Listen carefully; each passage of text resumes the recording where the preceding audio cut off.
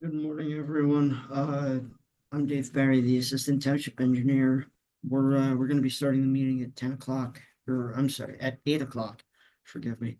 Um, and we'll have some other folks joining us in the meantime. Please bear with us while we get started.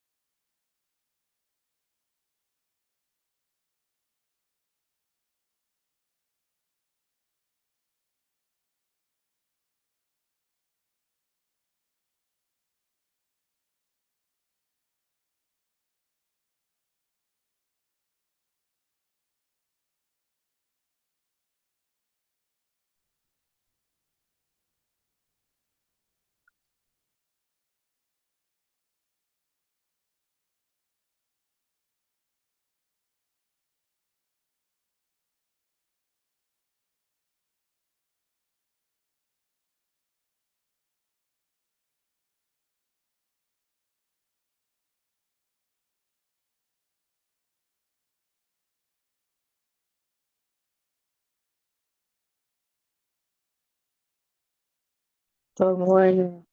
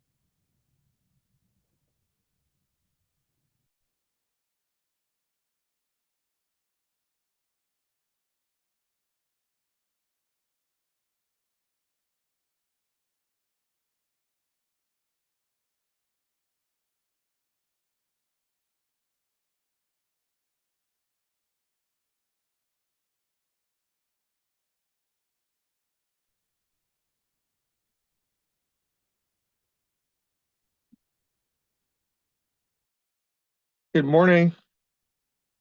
Morning, everyone. We're going to get started. Morning.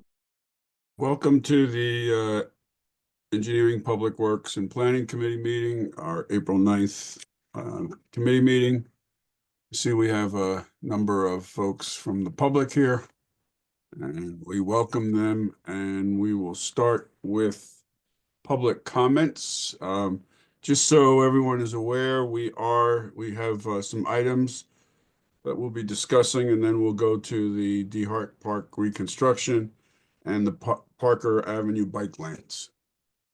But if anyone would like to make some comments now, the floor is open. We ask you to keep it to 2 minutes. Virginia? Hey, good morning, everybody. I'm just calling to follow up with the conversation on the DeHart Field. And thanks for the presentation the other night. It was very informative. I just want to reiterate the consideration of a soil base over a sand-based field. And I admittedly, I don't, even though soil is my area, I don't have a lot of athletic field experience or knowledge about soil versus sand-based fields. But basically, if the goals to enhance the success of the turf and to reduce stormwater, then I think the idea of sand and soil and compost based field would accomplish those goals. And I think, the price tag and the scope and the scale of disruption really gives me pause. And that there were so many members of the community there talking about community access to the field. And I know everybody was saying, oh yeah, everybody will have access while these things are going on. But I can't imagine with the 3-foot deep excavation for an extensive series of drainage pipes that it will be very accessible at all. Like that, I don't know how long that goes on. I don't know what the period is for that part of the construction. But anyway, that's sort of all I wanted to reiterate again, just because in the face of reducing stormwater, improving the quality of any runoff, and enhancing the success of the growing turf, especially as we talked about in droughts and watering restrictions. We're spending so much money on a field, we want it to be successful. So that's all I have to say. Thank you, Virginia. Thank you very much. Anyone else want to make some comments from the public? This is Carmen Morales. I would like to wait to hear what you have to say about the bike lanes before making any comments.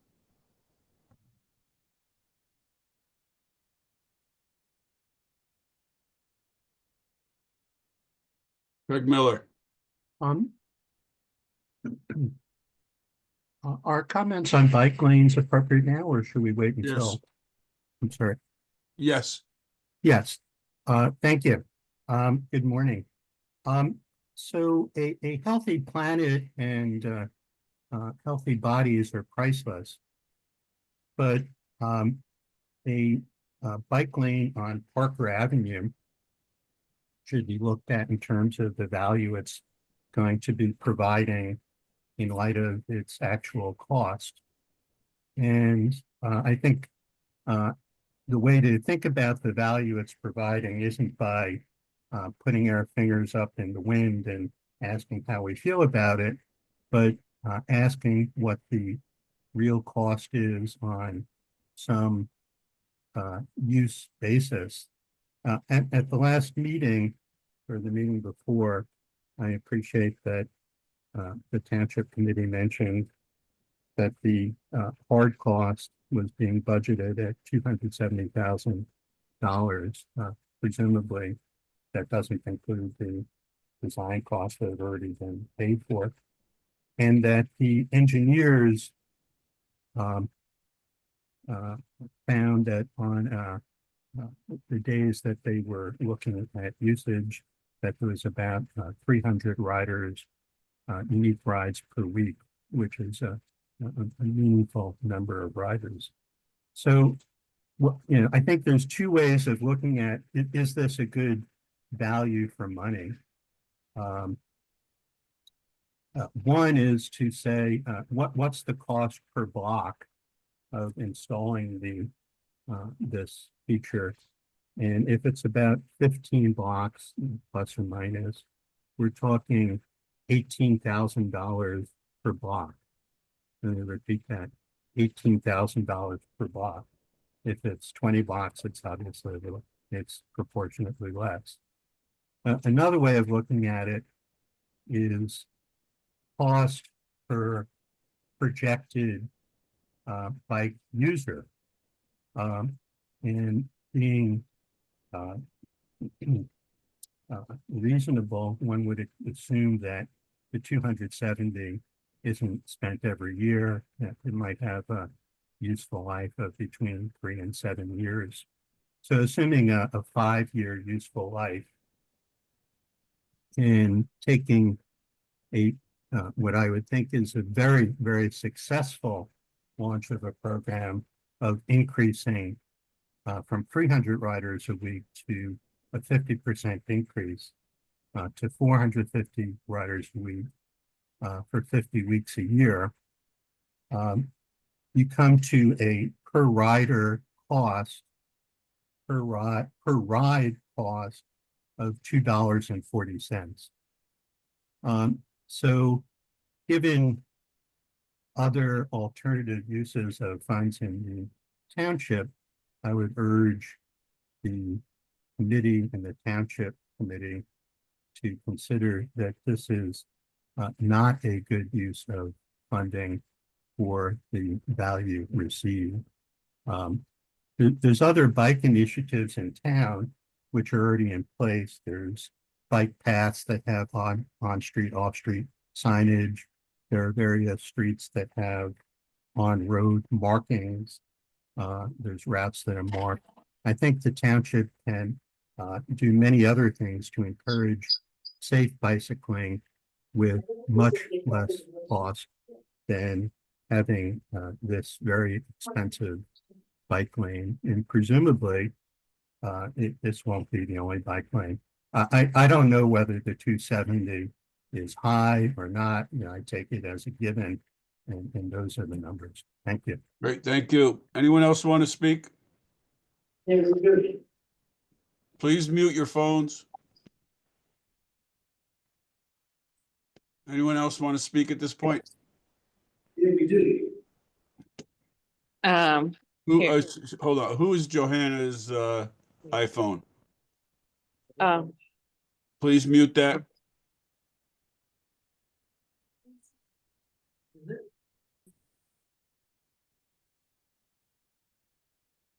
Thank you.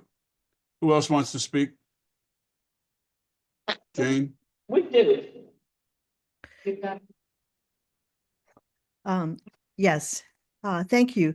I would just like to sort of reinforce what Virginia is saying, that in going forward with DeHart Field, first of all, thank you so much, Township Committee, for the hard work that you did on all this. No one wants grass to work more than me, and I just want to reiterate that we do have some knowledge and resources about how to make soil-based fields work. And, one thing, perhaps this isn't the forum, but drainage through native soil works sort of according to different principles than drainage through a sand-based field.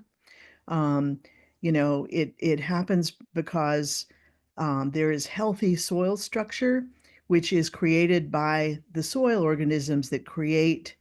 If you can envision the difference between flour and bread, bread has been organized by soil microorganisms. I mean, not soil microorganisms, but by yeast, another type of organism.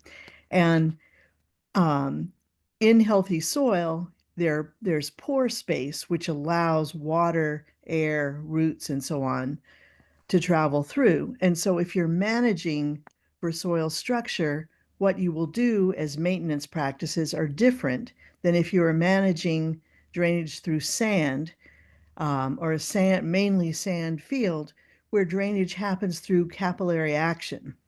So that sort of, gets into the idea that what you would be doing in maintaining a field is different.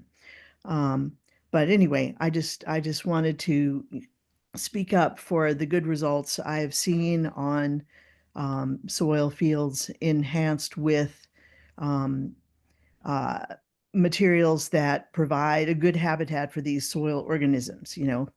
And I'm happy and, eager to collaborate however I can, um, you know, if you would like.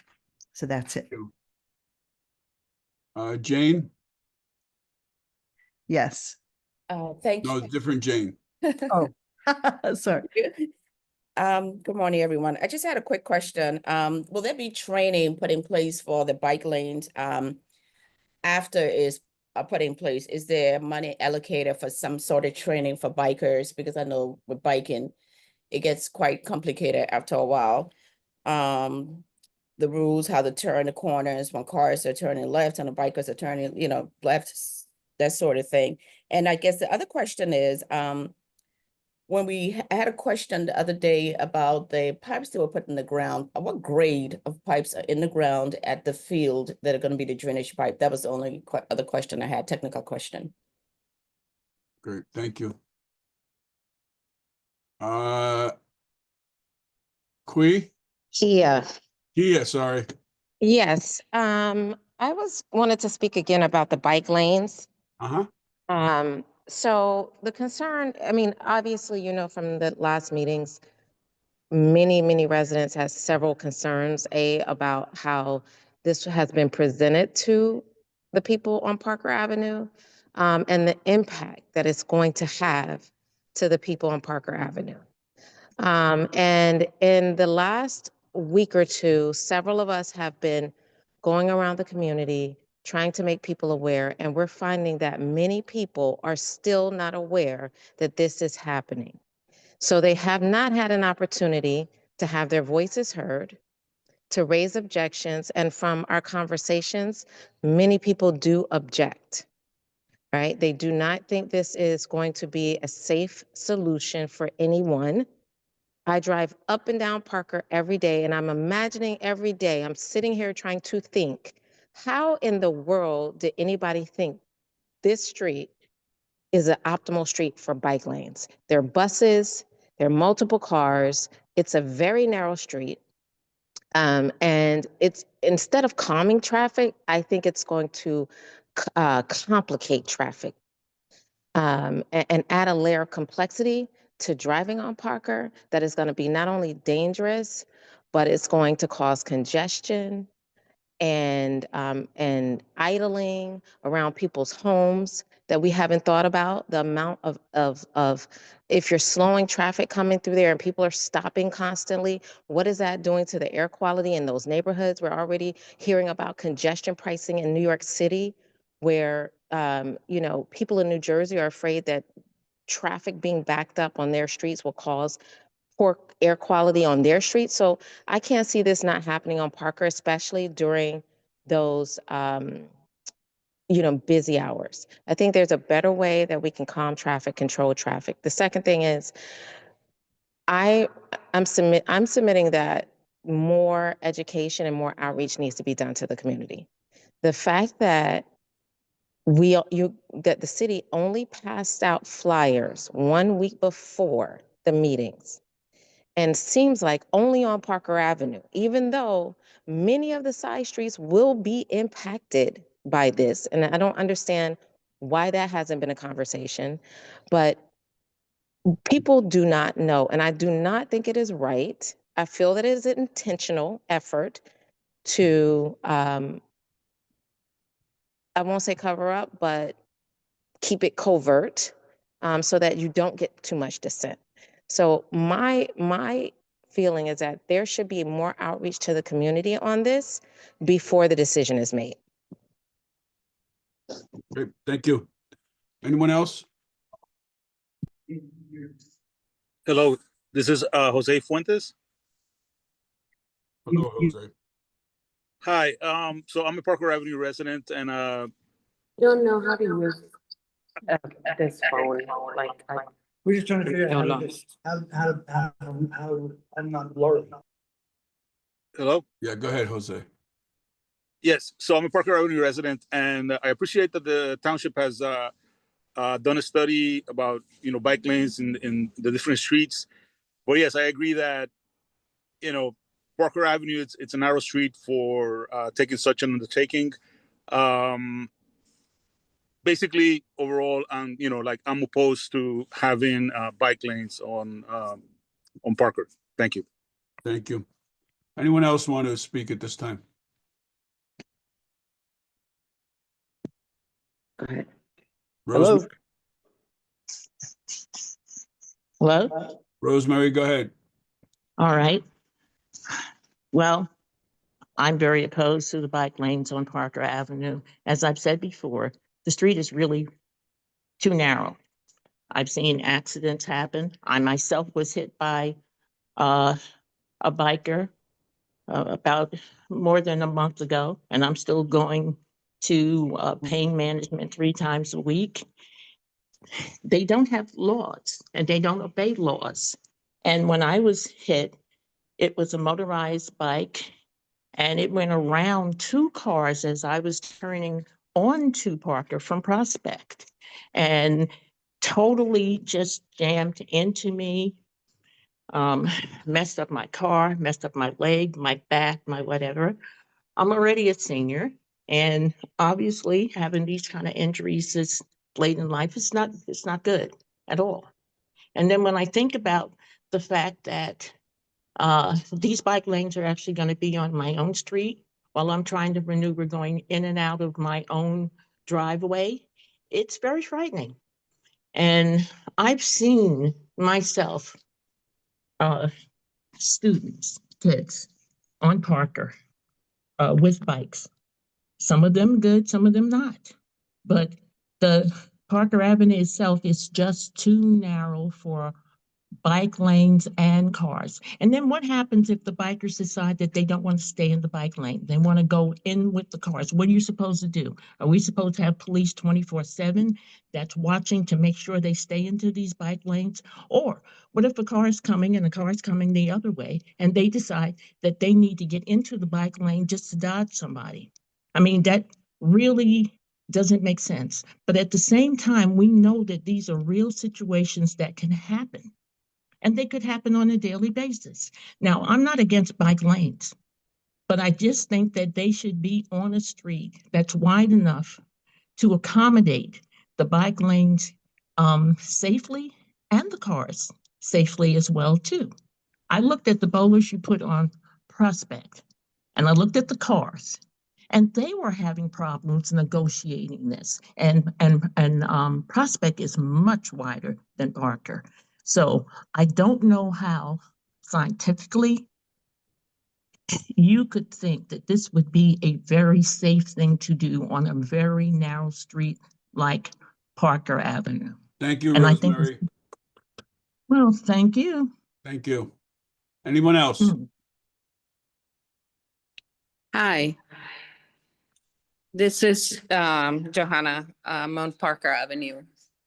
I am a biker, actually. But I do oppose of the bike lanes on Parker. I think it's too narrow. I think it's too much traffic. And I think if the deal is to slow down traffic, there are other ways to do it. I drove yesterday to Westfield on East Road Avenue. And it was, there were three, at that road, it's usually people speed quite a bit. And they had three police cars visible, strategically placed along the road, and there was no speeding. So there are other ways other than bike lanes to slow down traffic on Parker. Thank you. Jonathan R. Hey, listen, we're trying to get people on Parker Avenue to say no because nobody on Parker Avenue wants to be on this list. Okay, 90% of the people who called, actually 90, maybe more like 98% have called are not from Parker Avenue, and they're the ones that are saying no. Everybody here is saying no. Parker Avenue is not being associated with anything. Like, why aren't our taxes being taken off, considering you're taking away half of our parking space? Why are the cops not down on Parker Avenue taking care of the school so that kids aren't being dropped off? Things like that. Things are not happening. So it's going to cost the city more money because eventually somebody's going to wind up suing the city. And what's going to happen? The city is going to get sued, not the township. Thank you. Anyone else?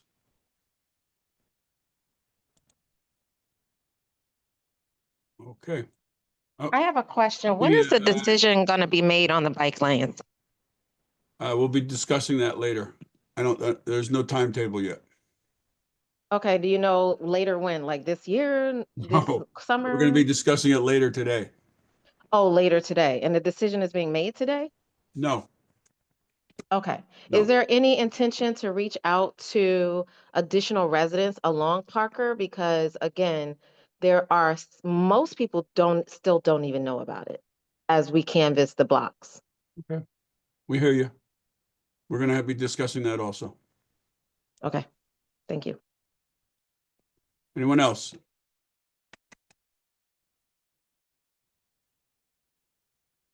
Okay. We're going to move to, we're going to close that portion of the meeting, the public comments. We're going to move to some items that have been referred to this committee and we have to talk about. Mayor, you referred the cost of solid waste collection from our township committee meeting on March 18th. Yeah, hold on. Go to the next thing, Vic. I'll be right back. I'm on a call. Next thing too. Okay. No, sorry. I'll go to the safety concerns of Maplewood Village condo. So Paul, and I know Patrick, you have spoken to Paul Kittner about this. We had a contingent from the Maplewood Village condominium on Meadowbrook Place come to our meeting, and they talked about some issues related to public safety and also engineering public works, poor lighting on Elmwood. They were talking about some kind of speed indicator or speed hump on Meadowbrook. They wanted a don't block the box, either striping or signage on Boyden at Meadowbrook. And they wanted to make that crosswalk better at Meadowbrook and across from 129 Boyden. Paul, I believe Patrick has spoken to you about this. Do you have any updates on that? Thank you. Thank you, Committeeman DeLuca. So in terms of the lighting, we typically do a police study on that. We'll have the police detail that and provide findings of lighting levels there.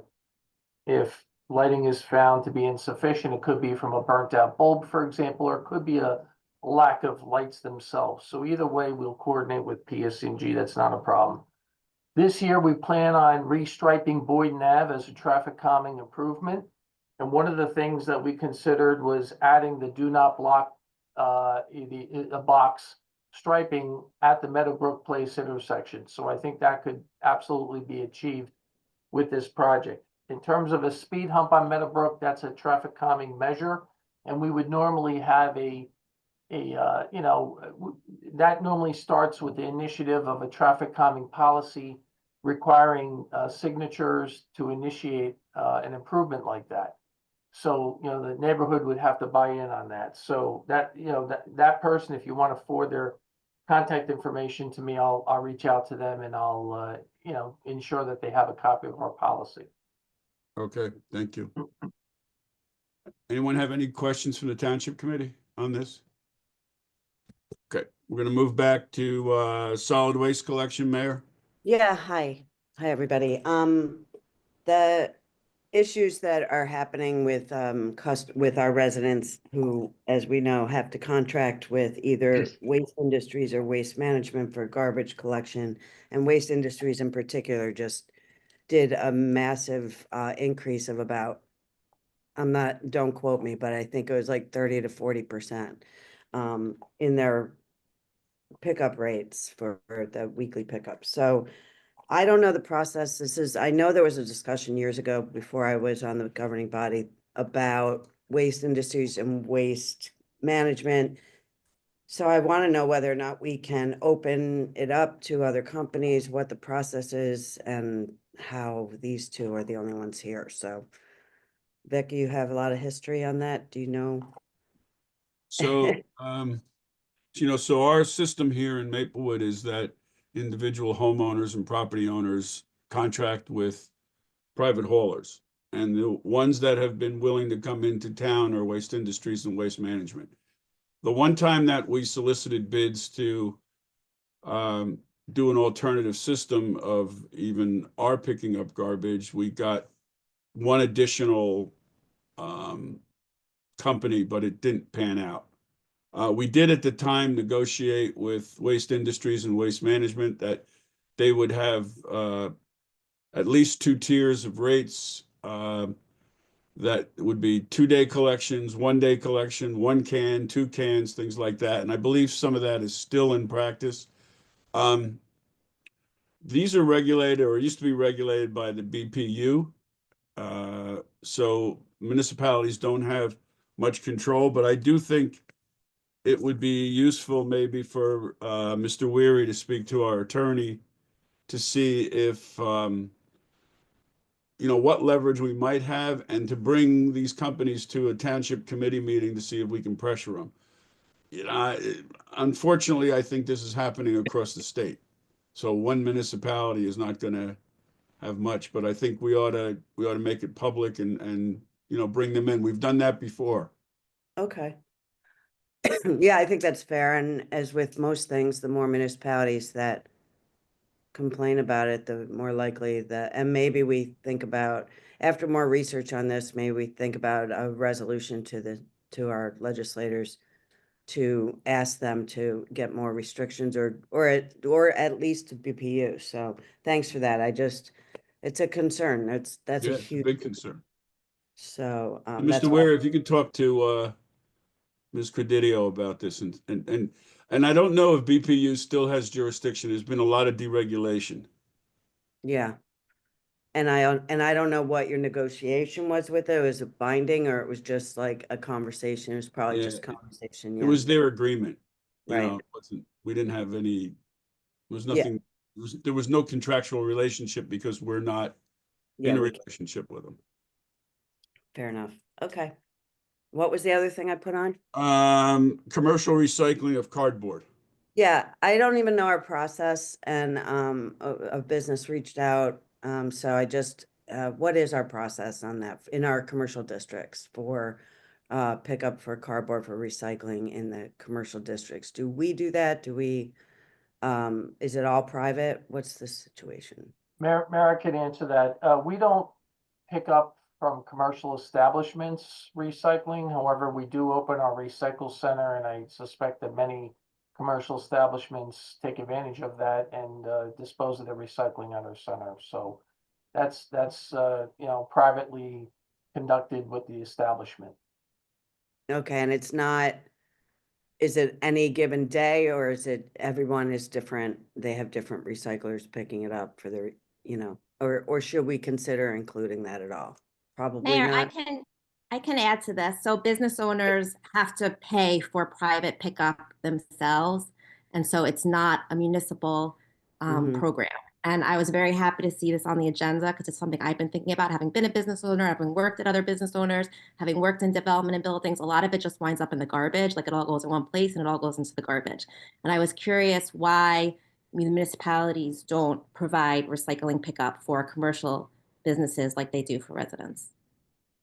Yeah, and that's something, that's a policy, I suppose, but also I agree with you on a lot of it going in the garbage. And given, Paul, the discussions that we've had in recycling our program, we're throwing money out when we throw out cardboard, right? There's a market for it all. So we don't have to talk about it here. We can talk offline or talk in the recycling committee about how we might be able to think about changes for that and whether or not they're feasible. And Yeah, I would I'm love also, that to be talked about in the recycling committee so that it can be a two-town effort, not just Maplewood, but Maplewood and South Orange can maybe do it together. yeah, that's what I was thinking. Because we're going out for bid for the hauler anyway, maybe I don't know. We need to schedule that recycling meeting because the bid is done for that. You and Ellen from South Orange were working on that. Is that? I'm still working on it, Mayor. It's not done, but Okay. I think we'll have an RFP that's ready for revision, hopefully in the near future. Okay. So maybe it's something we can talk about well, we'll be reviewing that bid. Let me know when that's done. We need to get another meeting scheduled for that. Okay. Town group. Yeah, thank you. That's all. Thank you. Deb, Youth Advisory Committee, the transportation youth using jitneys. Yeah, so our youth advisory committee representatives came to our last township committee meeting to talk about a project they've been working on, which is to increase public transportation for our youth. They noted we have public transportation for commuters, we have public transportation for seniors, but we don't provide any for our youth. And as we talk about getting cars off the streets and less congestion around pickup times, I really think that providing some kind of jitney service for our youth to get around Maplewood and maybe a partnership even with South Orange to go across the two towns would be very beneficial. And so I wanted to bring that here. Like I know our jitneys, there's a discrepancy on our website, so I'll just note that for our clerk's office to fix it. But like the jitneys, the jitney says it starts to run at 6, but the schedules look like they start a little earlier at 5 something. So I guess my question is, what's the possibility of adding a couple of more hours of jitney service in the afternoon hours to help move people around our two towns or our one town if we can't do it with South Orange? Would our drivers be interested in increased work? What would be the added cost? And then, of course, it wouldn't be free service, so there would be a revenue model associated to it, like our commuter jitney. So, Ms. Engel, thank you. I have a couple concerns with this. First of all, finding jitney drivers is difficult. We've really struggled with even maintaining the jitney service that we have. So I think finding those drivers could be a challenge for us. The other concern I have is driving the youth around. The jitney runs off a particular program in various stops that are already determined. And I think I'd be very concerned about our drivers randomly taking our youth to various places that they're interested in. Not knowing the routes, there could be some liability there. So I think we'd have to discuss that further. They did come up with routes. They picked certain destinations within Maplewood. I don't remember the list altogether, but the libraries, Maplewood Village, Springfield Avenue, DeHart Park, Underhill Field.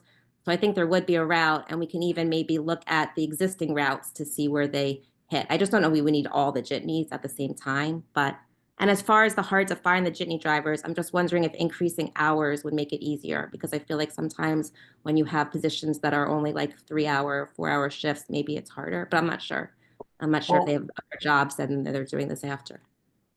Many do have second jobs and many of them work for NJ Transit. And I think the problem is there's a disparity between our pay scales. So, a lot of them work for NJ Transit and may be able to make more money, working elsewhere. So it is a concern. We could probably take this offline and talk more about it, but I do have some concerns and reservations. Mike, how do you feel about that? I'd just like to add that they are part-time employees, so you also have to watch their hours. Yes, very good Increasing point. their hours would, change them to possibly a full-time employee, so you just have to keep an eye on that. How many hours do they work right now a week? 20 to 29 hours a week. It depends. And, they have to remain part-time status. So if we were to introduce other hours, it could bump them over 30. Yeah. And then, so what are their hours right now? It varies for each driver. So, the afternoon model is, I think the afternoon model, Mike, when is the last run on the jitney in the afternoon? I'm not too sure. I'd have to speak with Pierre and kind of get a feel of everyone's schedule. Okay. Well, I could get a report for you, Miss Engel, if you like, and I'll get that from Pierre, our head jitney driver. Yeah, that would be great. And then perhaps we can have another meeting separately after this with Ms. Herman and you and Mr. Hurian and Mr. Wary, perhaps. Sure. Great. Thank you. Okay, anybody else on this? All right, we're gonna move to DeHart Park reconstruction. So we had a meeting Thursday the 3rd. And we had about 50 people there. We had a presentation. Primarily, the decision point now is, do we move forward with the concept of making it a complete grass field and eliminating the softball field, the dirt softball field? The idea would be that this would give us more options for management. We'd be able to rest portions of the field for organized sports, but keep it open in case a family wanted to come and sit there or use it there. But it would be all grass. There would be minimal changes to the field there as far as the footprint. There'd be some expansion at where the softball field is now to accommodate the grass field, but otherwise no other expansion. The walking path would remain the same. The pedestrian scale lighting around the path would remain the same. Most of, except for one, all the sports field poles would remain the same, and one would have to be moved. So that's the decision for us today, whether we recommend to the township committee to move forward with the complete grass field. Malia, do you want to speak about your work in doing some outreach? Sure. Yeah, so as I shared at the meeting, we have been in touch with the Maplewood South Orange or MSO softball committee. And the programming hasn't been scheduled at that ball field. We've also been in touch with our recreation committee, and there has been a meeting with Cougar Soccer. Regarding the softball, there is an adult league. I guess that was the last time the field was permitted was to this adult league, and that was several years ago. The big challenge with the field is that there is no outfield fence, and the outfield runs into the soccer field. So if you've got soccer going on, you can't have a ball game going on because the fly balls are going to go and land in the middle of the soccer game. So they're just, it's difficult to have them both going on at the same time. And as a result of a lot of other programming happening at DeHart, the softball field hasn't really been used. Our softball program is amazing and it's been going really well, and it's been operating out of Memorial Park, Maple Crest, and then New Waterlands in South Orange. So the thoughts from the softball community and the committee specifically were to any extent DeHart is able to take some of the sports that are currently happening in the other fields, such as ultimate, out of where softball is happening at Maple Crest, that would be a benefit. And they are interested in having a discussion about lights at a softball field, because that would extend the hours that they could have practices or games. But that's another discussion. So in terms of our outreach, we have outreach to the stakeholders about the softball field specifically. And Malia, would you agree with me that at the meeting Thursday night, I don't remember anyone making an objection to removing the softball field? No, a lot of the questions had to do with the construction of the field and use by the community in general. There wasn't discussion about the softball field. There has been some discussion online, but it pretty much, once people understood that the softball field really hasn't been used by the softball program, and so it's not taking away from our softball program, then they seem to be like, okay, well, that makes sense. Nobody wants to feel like we're taking anything away. And the thing is, it's just not used. And, it would be great if it was used, but, it does conflict having the outfield go right into soccer. So, and yeah. So Okay. overall, yeah. Paul, could you remind us, I said before, our decision point is whether we move forward with the all grass field or not at this point. That's the decision. Are there other decisions that we have to make at this moment? I'm sure we have to make decisions as we go forward, but are there other decisions at this moment? I think the main decision is removal of the softball field, all grass field, and then the dimensions of the field. I know we presented some dimensions in the past. I think in general, we're good with the two high school size fields side by side. And that really determines the footprint. Otherwise, once we get over that hump, we can have the engineers start working on the actual design of the field. And the two fields side by side, the two high school fields side by side, will allow those fields to be striped differently, correct? Yes, yes. By having that's just for illustrative purposes. Of course, you could do a larger field in the center, left to right, as opposed to up and down. Right. But but the answer is having a large grass field really opens the door to flexibility. You could do, field hockey, frisbee. I mean, there's all sorts of options you have if it's all grass on one plane, like we spoke about. Right. I think that's the decision, right? Because how you stripe it, I mean, I don't think anyone's saying one regulation, professionally regulated field. I think we're looking for multiple use. So that sounds like, we're looking at a complete grass field and striping it as needed. Yeah, I mean, that would be my recommendation to move forward with the plans that we showed in terms of the layout and the dimensions, because if you wanted to have two FIFA-sized fields back to back, up and down, then you're talking about walls, moving lights. I mean, it's a major construction project. Yeah, I don't think anybody's talking about that. Okay. Yeah. All right. So, are there any questions of the Township Committee that you would require further study or information? I don't have, not to, for this decision making, but I'm just curious. I know like some members of the Environmental Advisory Committee, Mr. McCoy, Mr. Poor, Mr. Wenner, have done a lot. And I know someone spoke earlier today about it, just the soil and all of that stuff. So I hope they came to the meeting. I missed it, but I asked that they come to ask the engineer specific questions. So I'm just hoping that we are really diving into that, because we've reconstructed this field before, but there's soil issues.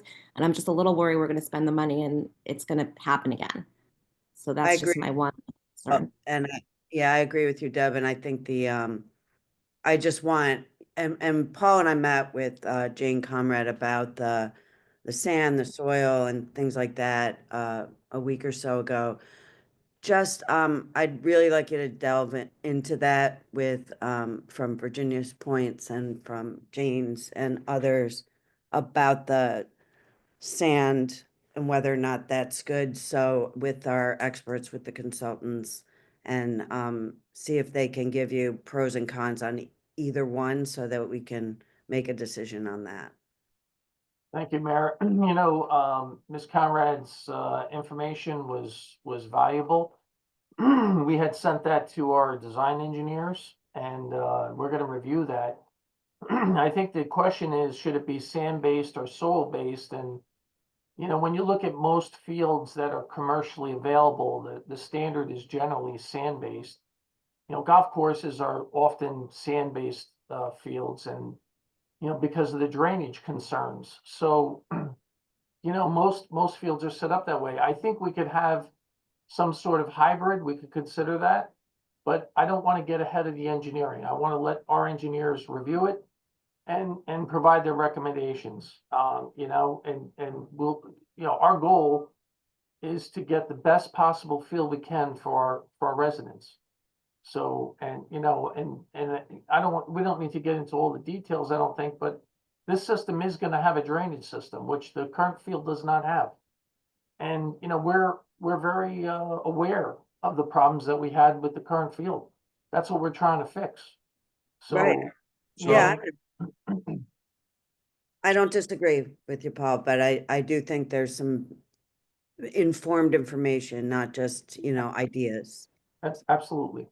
So today we don't have, or next Tuesday night at Township Committee, we don't have to decide on soil versus sand or any combination.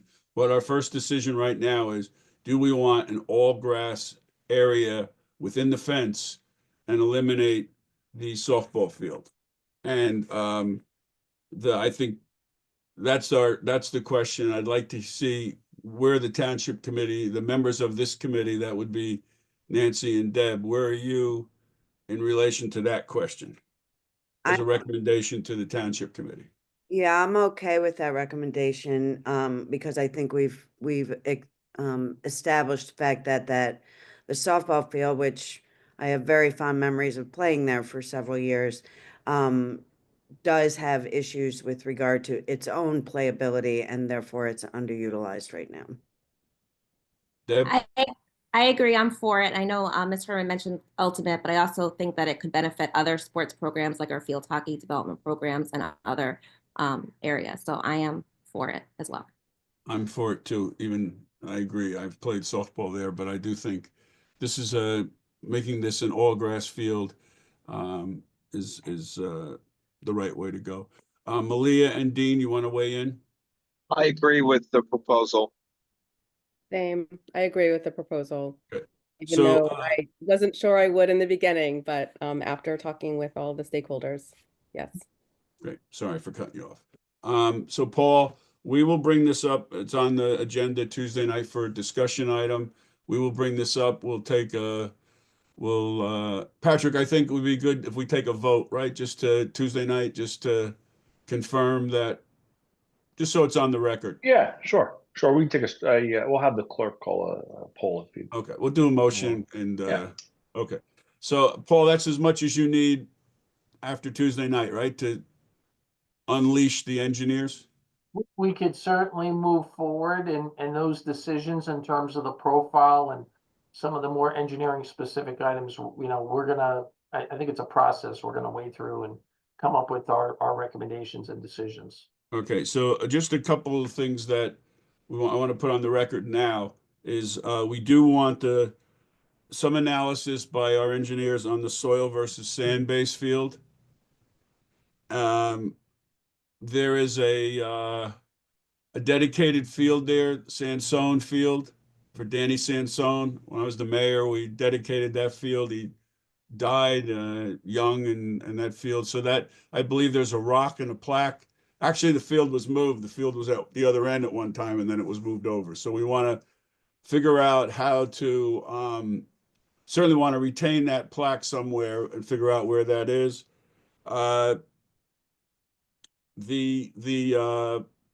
Moving the one pole, we want to make sure that it still meets the requirements for lumens on the field. And then we heard a lot about other parts of the park And I'd like you and the engineer to take a look at the shoulder area of the field, the area between the walking path and the fence, particularly behind the community center. And are there ways that we can make that a little more inviting for sitting, for picnicking? Maybe with some picnicking areas there with some trees or some canopies or something, so that people can feel that that's, some more passive opportunities there to use it. Yeah, I agree with that. And Paul, as we talked about also, the use of trees around the field being planted as part of this project to help with the drainage.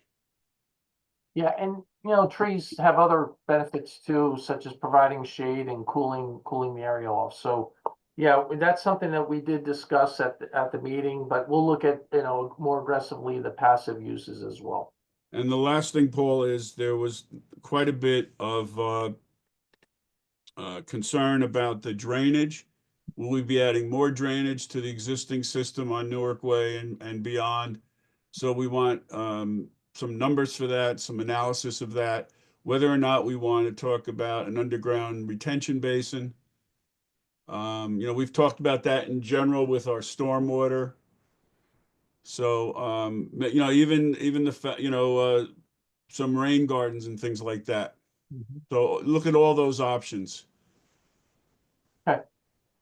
And then there was the question about the pipes. I'm not sure Jane asked the question about the caliper or the quality of the pipes underground. What are the pipes that we're talking about under the field for drainage? So I thought the question was, one resident was concerned with offsite, flooding out Newark Way. Right. And that was part of the analysis to make sure that we're not going to do that any worse than what's existing out there now. Right. And, the field does have some large diameter detention pipes there.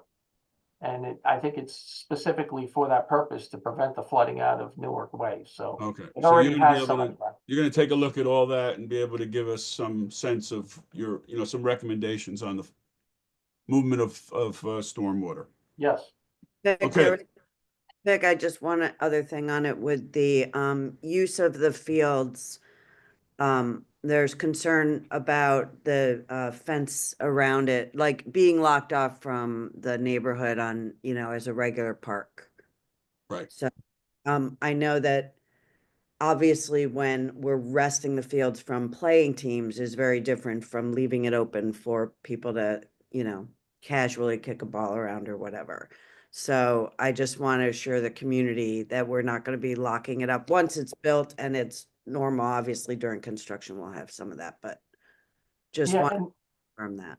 Yeah. Mayor, if I could just add, because we're talking about alternating the fields, so if one field's in use, it leaves the entire field on the other side available for, passive recreation. So.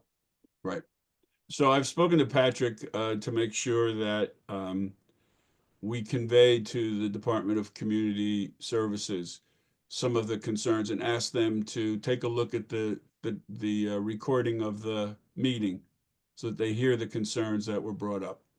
And I do think as we go forward, I mean, we're talking about in 2025, it's going to be status quo with that field. 2026 construction, 2027 we open. That in that time, our Health and Community Services Committee can work with the department in coming up with some strong management and equity policies so that we can use that field. And just keep the communication, Mr. Kittner, going between your department and community services. Will do. Okay. We're now going to move to the Parker Avenue bike lanes. I am late yesterday afternoon. I sent out a spreadsheet that I put together. I'm sharing it now. These are folks who spoke by first name. I captured comments that I wrote down. Whether they said they were in favor, against it, did not say whether they were a Parker resident. And so you'd be able to take a look at all those. Let me stop that. And then I also shared the results of that. So we had about 60 participants in each of the 3 meetings. The meetings were on the 3rd, the 10th, and the 24th. There were 64 comments by 49 people. 37 people spoke only at 1 meeting, 9 people spoke at 2 meetings, and 3 people spoke at all 3 meetings. Of the 49 people who spoke, 23 live on Parker, 26 do not live on Parker. Let me make this a little larger.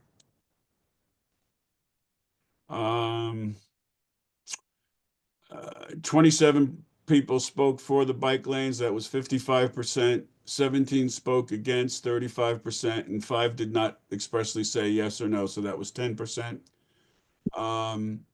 Those living on Parker, which were again 23, 65%, 15 people spoke against, 22% or 5 spoke for, and 3 did not say. Those not living on Parker, and that was 26. 2 people or 8% were against it. 22 or 84% were in favor, and 2 did not say. So this is really just background. It's not a vote. It's not, we didn't do a poll. It's certainly not inclusive. It's only 23 people on a very long street. I am going to ask, Paul, were you able to get Patrick Downey on this call?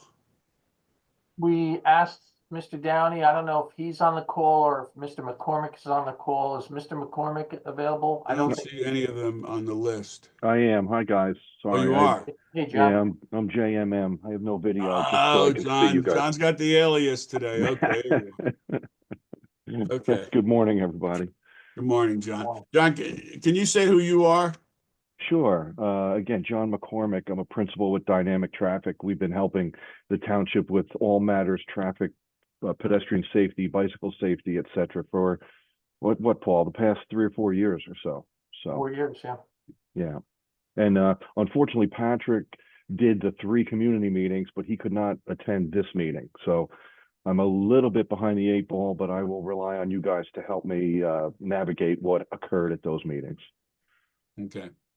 So our purpose here is to, for the township committee members to give any of their initial reactions, any thoughts, any questions or concerns requiring further study or information. And I'd certainly be willing to share my overall thoughts and some specific thoughts if you want to hear it.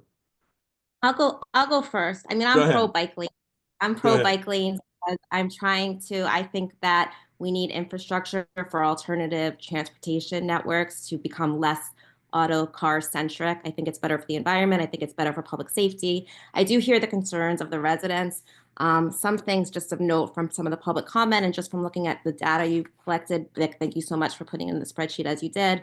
The not living on Parker numbers. Some of those people I think live just off Parker on the side streets. So I know people have mentioned like they have the side street neighborhoods been given feedback. So I just think that number like might be skewed a little differently because if you're 2 houses in from Parker, you're also affected from this plan. I was just a random note kind of related is that like I use Google Maps a lot and Google Maps has been taking me on Parker so much more than it used to. And even when it's not for me the best way, like I like going other ways, so I sometimes avoid it. But I don't know if there's something we can do on the other end for traffic calming so that Google Maps doesn't just throw everybody on Parker all the time. It was just like a thought that occurred to me the other day.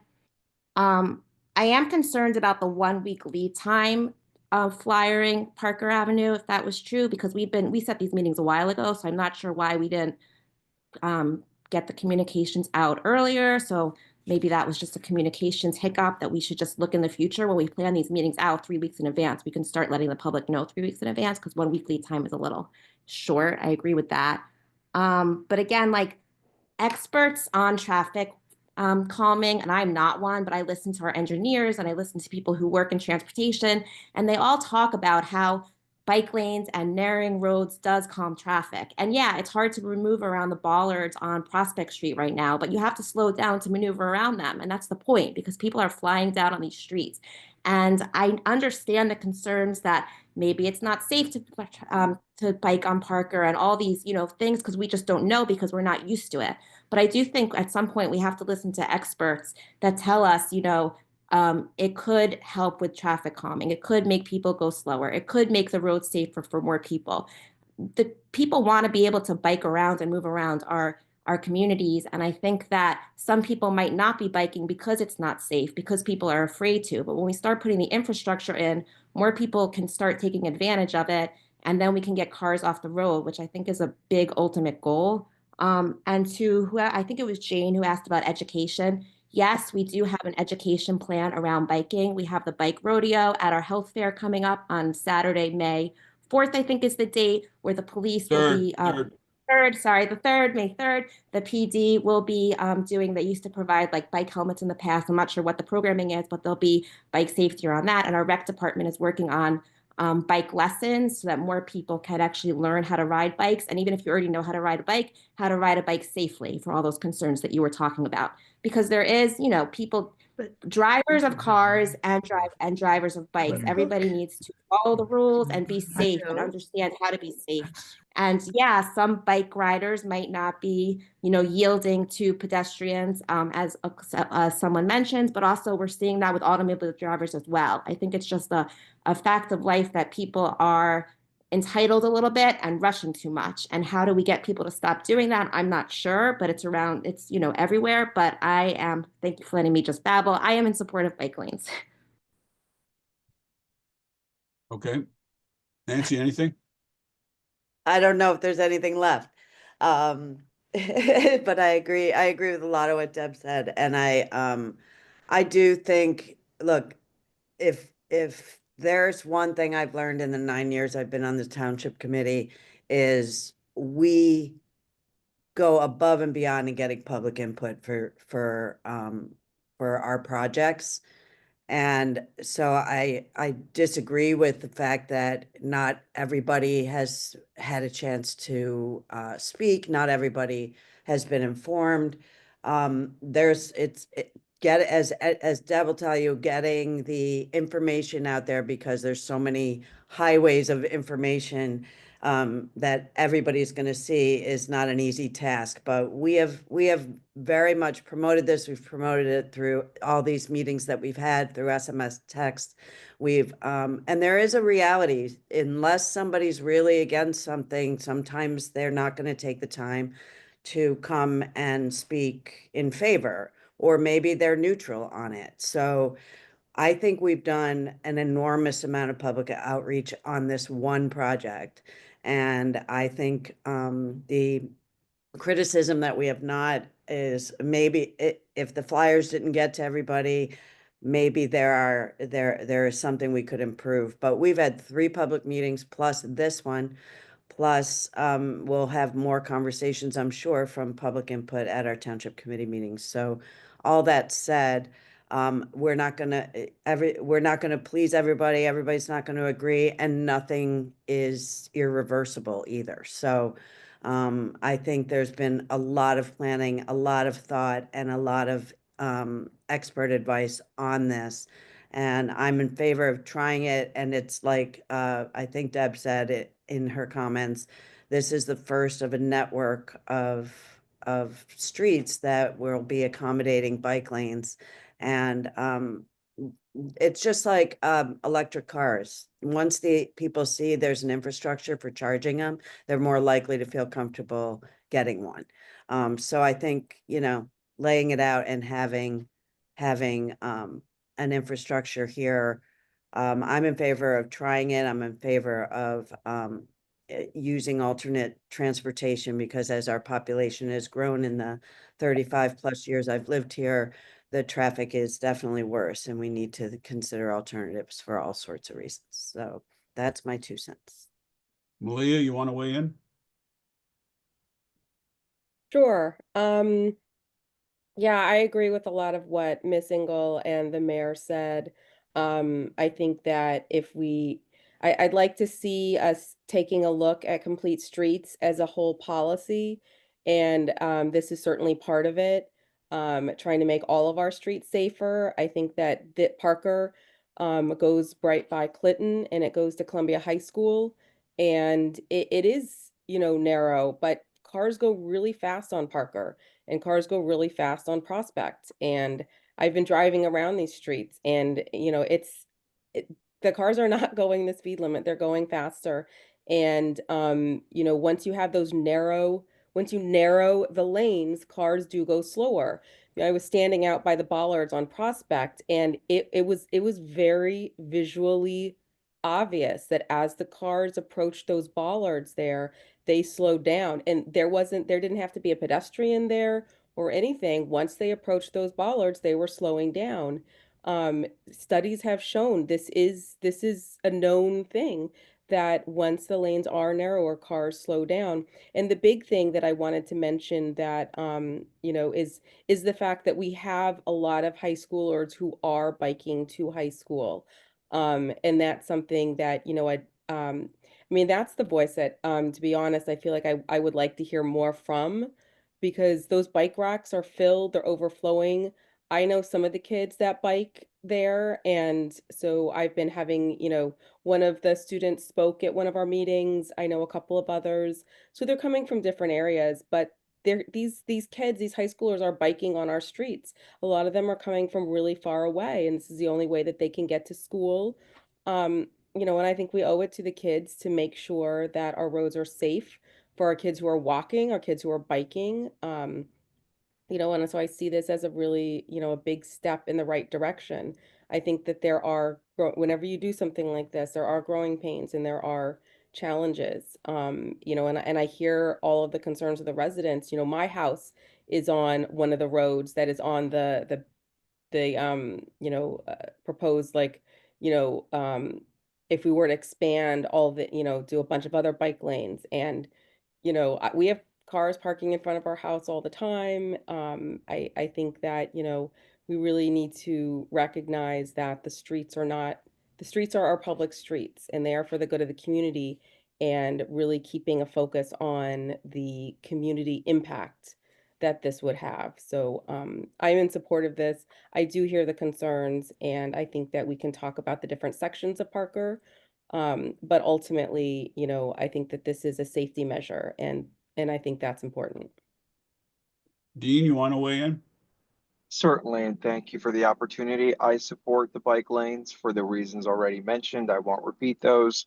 Our master plan highly recommends an updated circulation and mobility for the whole township, which includes bike lanes.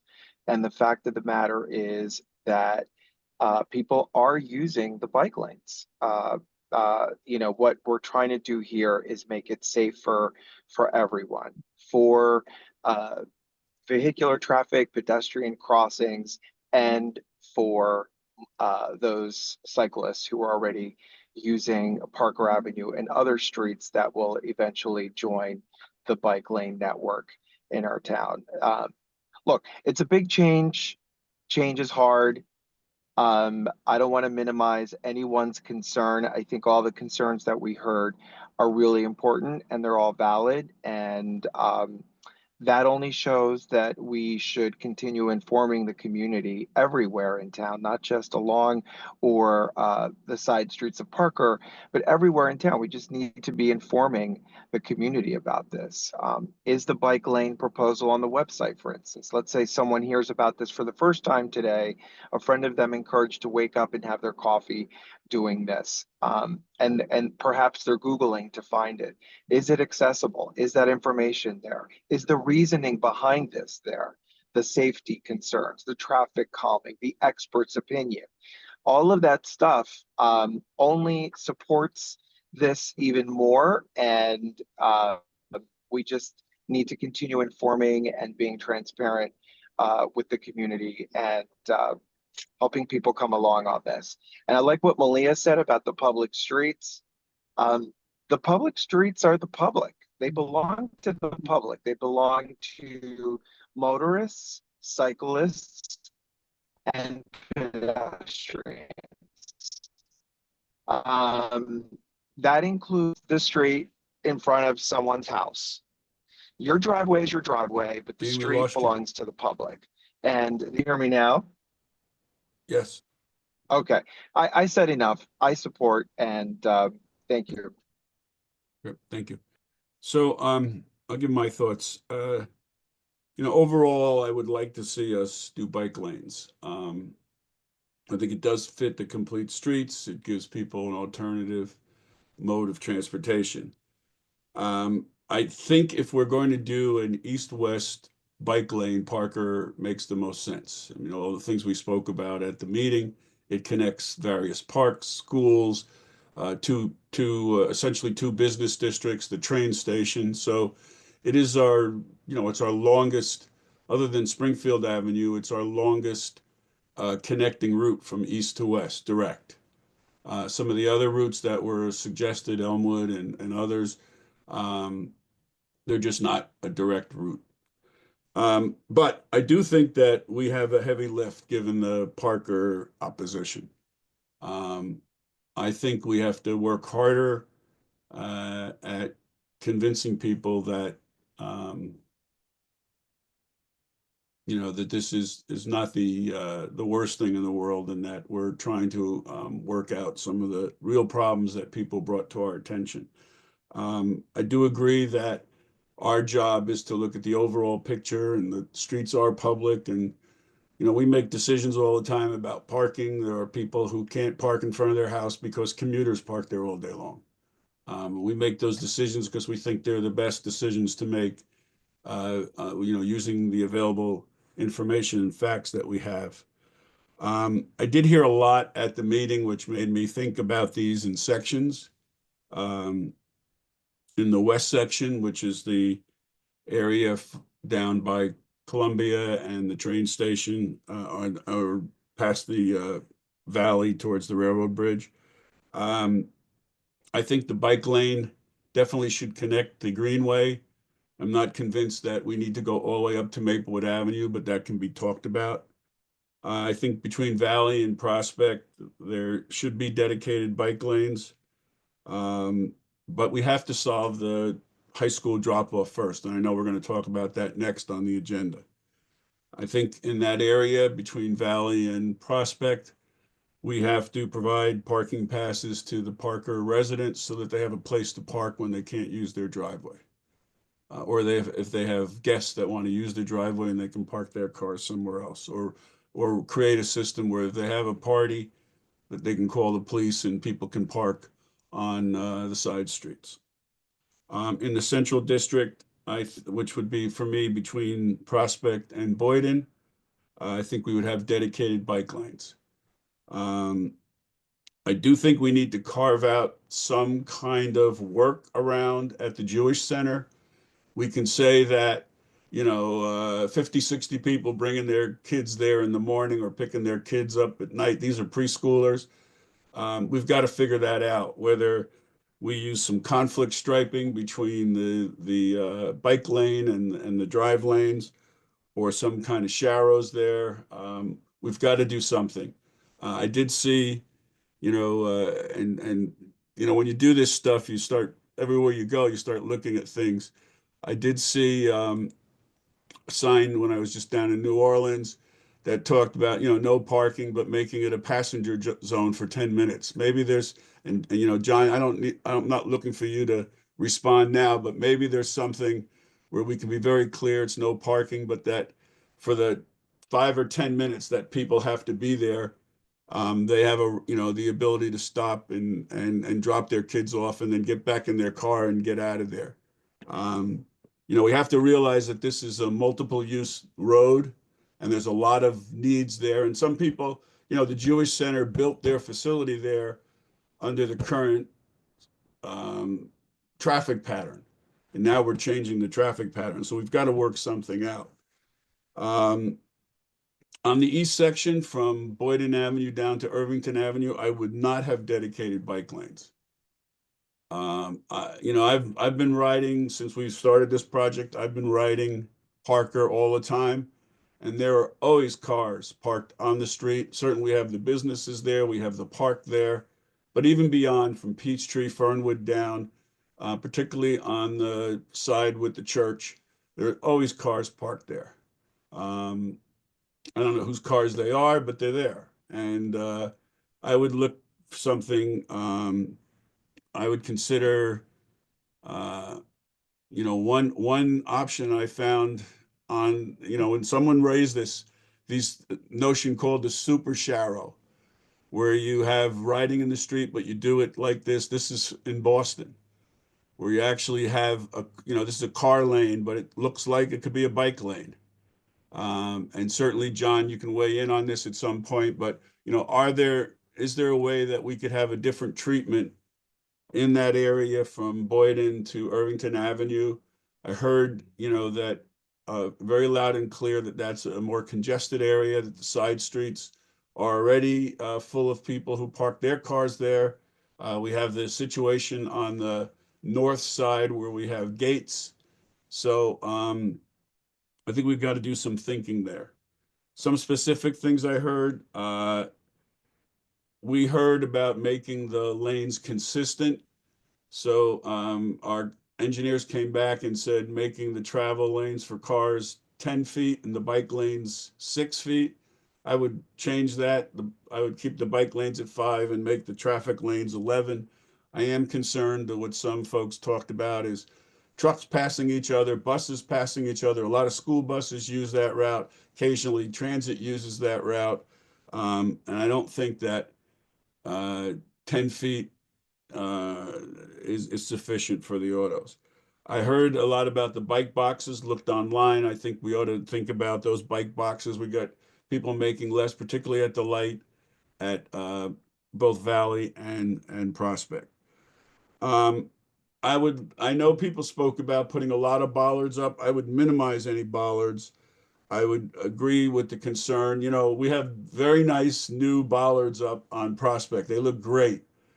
But we'll see in 6-7 months when they get hit, they get broken, they get dirty. So I want to talk about the bollards and be clear about how we're going to maintain them and why we're putting them there. Again, I would minimize the street signage and road signage. I'm sensitive to what people are saying about feeling the urbanization. That people, feel Maplewood, they moved here because it's the suburbs, and they feel that we're moving away from that feel. So I know sometimes in the past we've had debates here about what's the appropriate amount of signage on a street when we're trying to put a stop sign up. So I think we've got to be thoughtful about that and minimize some of that. Folks talked about do traffic calming before the bike lanes, and I think that's something we ought to think about. The four-way stop that we installed on Parker has been, determined a success. Yeah, are there people who go through every now and then? Yes, but most people don't. Most people are honoring it, and I think we ought to consider another four-way stop, particularly around where we have, some more crossings around Clinton School. And then, of course, the bike-friendly sewer grates. We talked about that. Someone suggested that, and I think we just got to build that into our plan. Additional information that I would need, I would like to have a street-by-street inventory of the time limit, the parking time limits on the side streets so that we know street by street what we're telling people where they can park. So some streets are 2 hours, some streets there's no restriction. So I'd like the engineering to plot out on a map what are the prohibitions now, and when we give out, when we talk to folks about offering permits, we're clear about that. Someone talked about the handicap parking. I do not believe we have any designated handicap parking spots on Prospect, but I would like, engineer to do a ride through to make sure. We have done that. We've designated spots. I've ridden up and down. I haven't seen any. I just want to be sure about that. I would like an example. Someone asked for examples of other dense suburbs where there's dedicated bike lanes, and I think that's something that's good for us. We ought to find that out. And then there were concerns about the timing sequencing of the traffic lights at Prospect and Parker, and also Valley and Parker. But I'm particularly interested in what options do we have with the timing sequencing of the traffic light at Prospect and Parker. I mean, that's our light. The light at Valley is a county light. My guess is the county light is more sophisticated than the Prospect light. Ours is probably old and maybe even 18th century. I have a feeling there's maybe some person in there that's putting the light switch on and off. So I want to know what options there, and if we're doing something, you know, maybe we should upgrade that light so we can have sequencing for pedestrian crossing at all times or no times or whatever we want to do. As far as so that those are my thoughts, and Paul, I'll type this up and give it to you so that you have it. You know, so I'm sure I saw you writing things down, but I'll type it up and send it to everybody on the township committee. Just a couple of comments about where we go from here and what we did in the past. So I just want to talk about how the meetings were structured. We structured the meetings so that there would be three meetings focusing on 3 different areas of the roadway. And some of that was because each area is very different. So we advertised all 3 meetings. We put that on social media. We put that out in our newsletter. We blasted it out email.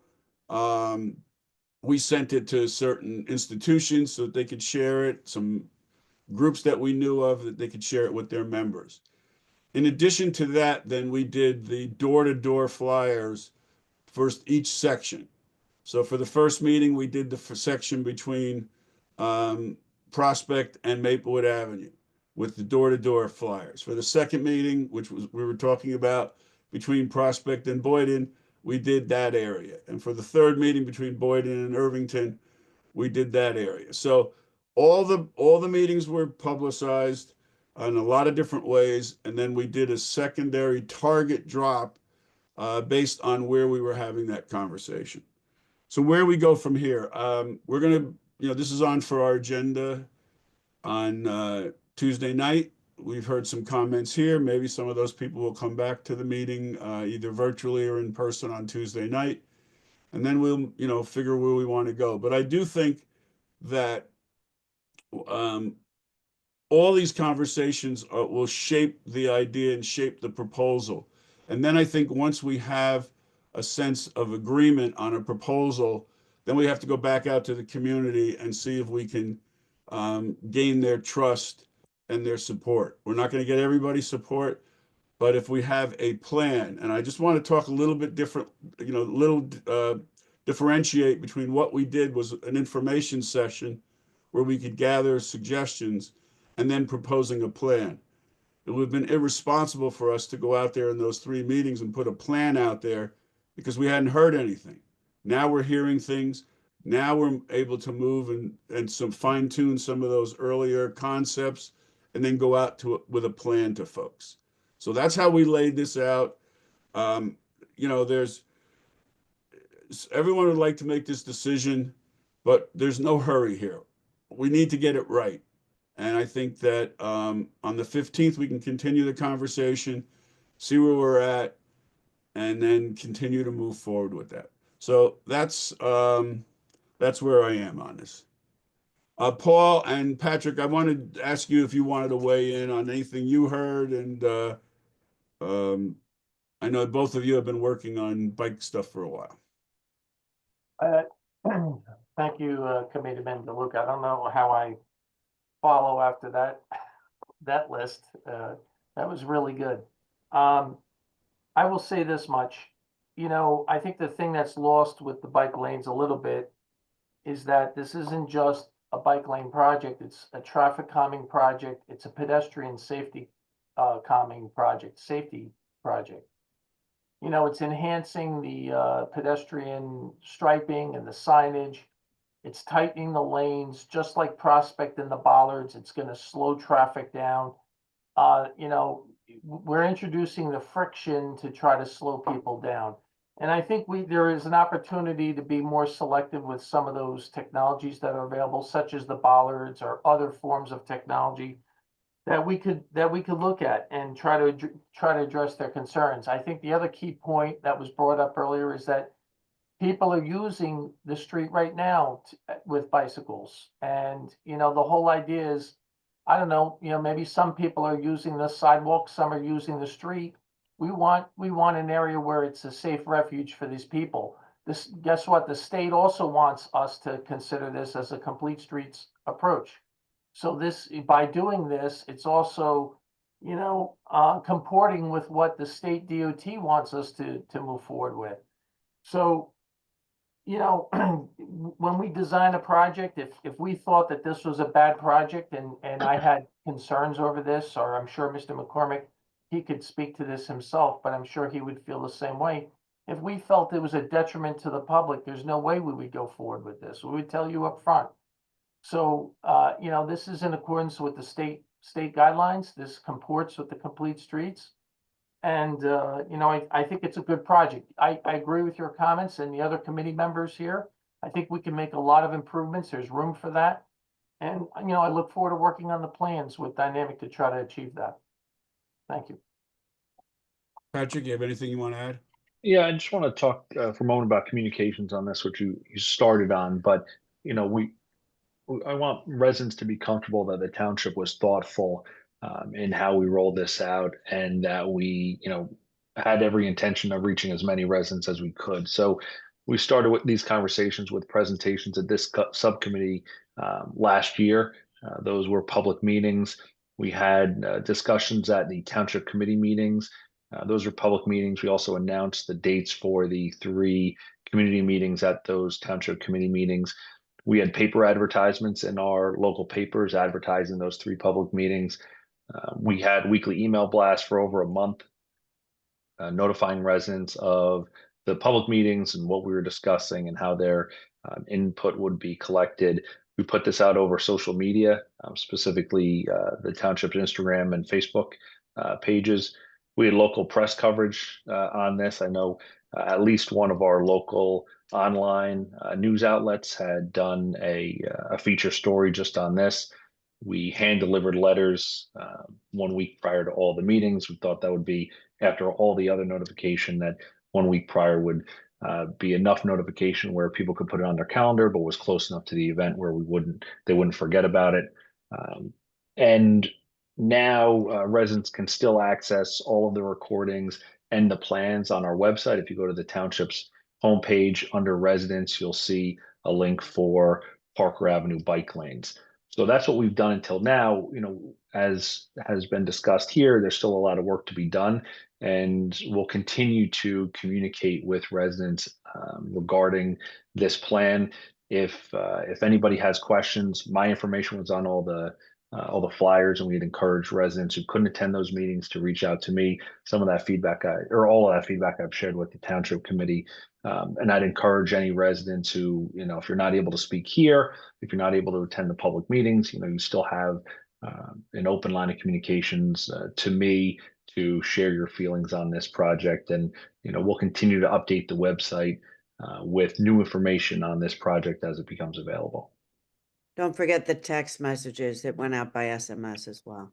Thank you. We also sent this out via Nixle to everybody who's subscribed to Township News. And, you know, it's a good opportunity to remind residents that they can follow our Instagram and Facebook pages. They can go to our website and sign up for our weekly newsletter. And it's a good opportunity for residents to stay connected with information, not just about this, but all information that the township is putting out. Okay, thank you. So again, this will be on the agenda for Tuesday night, the 15th. The meeting starts at 7:30. Since it's on the agenda, people will be able to speak at the first public comment period. That I haven't seen the agenda, but it'll start sometime between 7:30 and 8, and we'll go from there. Mr. Paul, did you want to say something? Yeah, I would actually like to just hear from John McCormick on his Oh, I'm sorry. Yes. possible. John? Yeah, sure. Good morning, everybody. Well, you guys are probably the most educated committee that we deal with in our professional lives here. Everything that you've said is exactly what I would say. So I'm not going to belabor the point at all. A few things to point out, just that Parker is an east-west corridor that suits the design for bike facilities. As we did a lot of research into the traffic and parking demand on this road, and the demand is low, so we saw a tremendous opportunity to convert that to bike lanes to kind of kickstart and create a spine for the bike network in Maplewood. I think you're right. There could always be fine tuning. When you look at a corridor of this length, there's always a block or an area that needs some special attention. There are lots of different little tricks and things that we can put out there to try to accommodate those special blocks. But I think what you have is you have a road that can fairly easily and straightforward accommodate bike facility. I think this is one where when you build it, they will certainly come out and use it in force. You see that by not only the bikes that are out there currently, but you see that by the high school racks, which was mentioned. They're full of bikes. So I think this is a tremendous opportunity. I know it's a big decision. I know there's lots of things to consider, but as Paul said, I do think this is a very good opportunity to get the bike network kickstarted. And I would not say that otherwise. So, that's it. I'm here for technical assistance, but I know it's a big decision on your part to get this thing started in town. But I think this is a great place to start. Okay, thank you, John. So we have this scheduled for the 15th and at the Township Committee meeting, and people will be able to come and make public comments again. No decision will be made on the 15th other than my sense based on, the reaction of the Township committees that we want to keep talking about this, see how we can work this out, working with our consultants, our experts, to see what's possible there and to address some of the real concerns I think we heard in those 3 meetings. So with that, I'm going to move to the next item of business. I know there's one person that has raised her hand. We're going to wait till we get down some of the rest of this business. We have a pretty big agenda still before us. So, and you'll have an opportunity to speak at Tuesday night. So if you want to stick around, I'll give you an opportunity to speak towards the end of the meeting. But right now, we're going to talk about the Columbia High School drop-off. Paul, at the last meeting, you talked about making Academy one way during the school drop-off towards Parker and creating a drop-off zone there. And then there's been some suggestion about looking at the traffic pattern on Kensington and North, and then also creating a drop-off zone at the former bus turnoff, where right now there's roughly 5 or 6 cars parked there all day long. What are your continued thoughts on this, Paul, and Township Committee? Are we ready to bring it to the principal and the school officials to have these conversations? Do you want me to start, Mr. Yes, Blazer? yes. Okay, so yes, we actually worked with Dynamic and came up with a plan for a drop off, making Academy one way. And Dave is going to screen share that now. The whole idea is, to have a clockwise circulation pattern around the school where, drop off can occur efficiently. Along Parker Ave, along the school frontage, there's also bollards. Dave, I don't know if you could zoom in on that so people could see. But the bollards would help designate the lane itself, and it would help prevent cars from double parking and trying to drop off school children there. Okay. It would offer a physical barrier for cars, dropping off children there. So I think that would address a lot of the concerns. I know during the meetings, we heard a lot from people about having those bollards and barriers. And I think by eliminating cars that are double parked or illegally parked in this location, I think you greatly enhance the safety of this corridor because children are now not walking in front of cars that are double parked directly into drive lanes. You have, increased sight distances for children to make, I say children, young adults to make informed decisions on safety.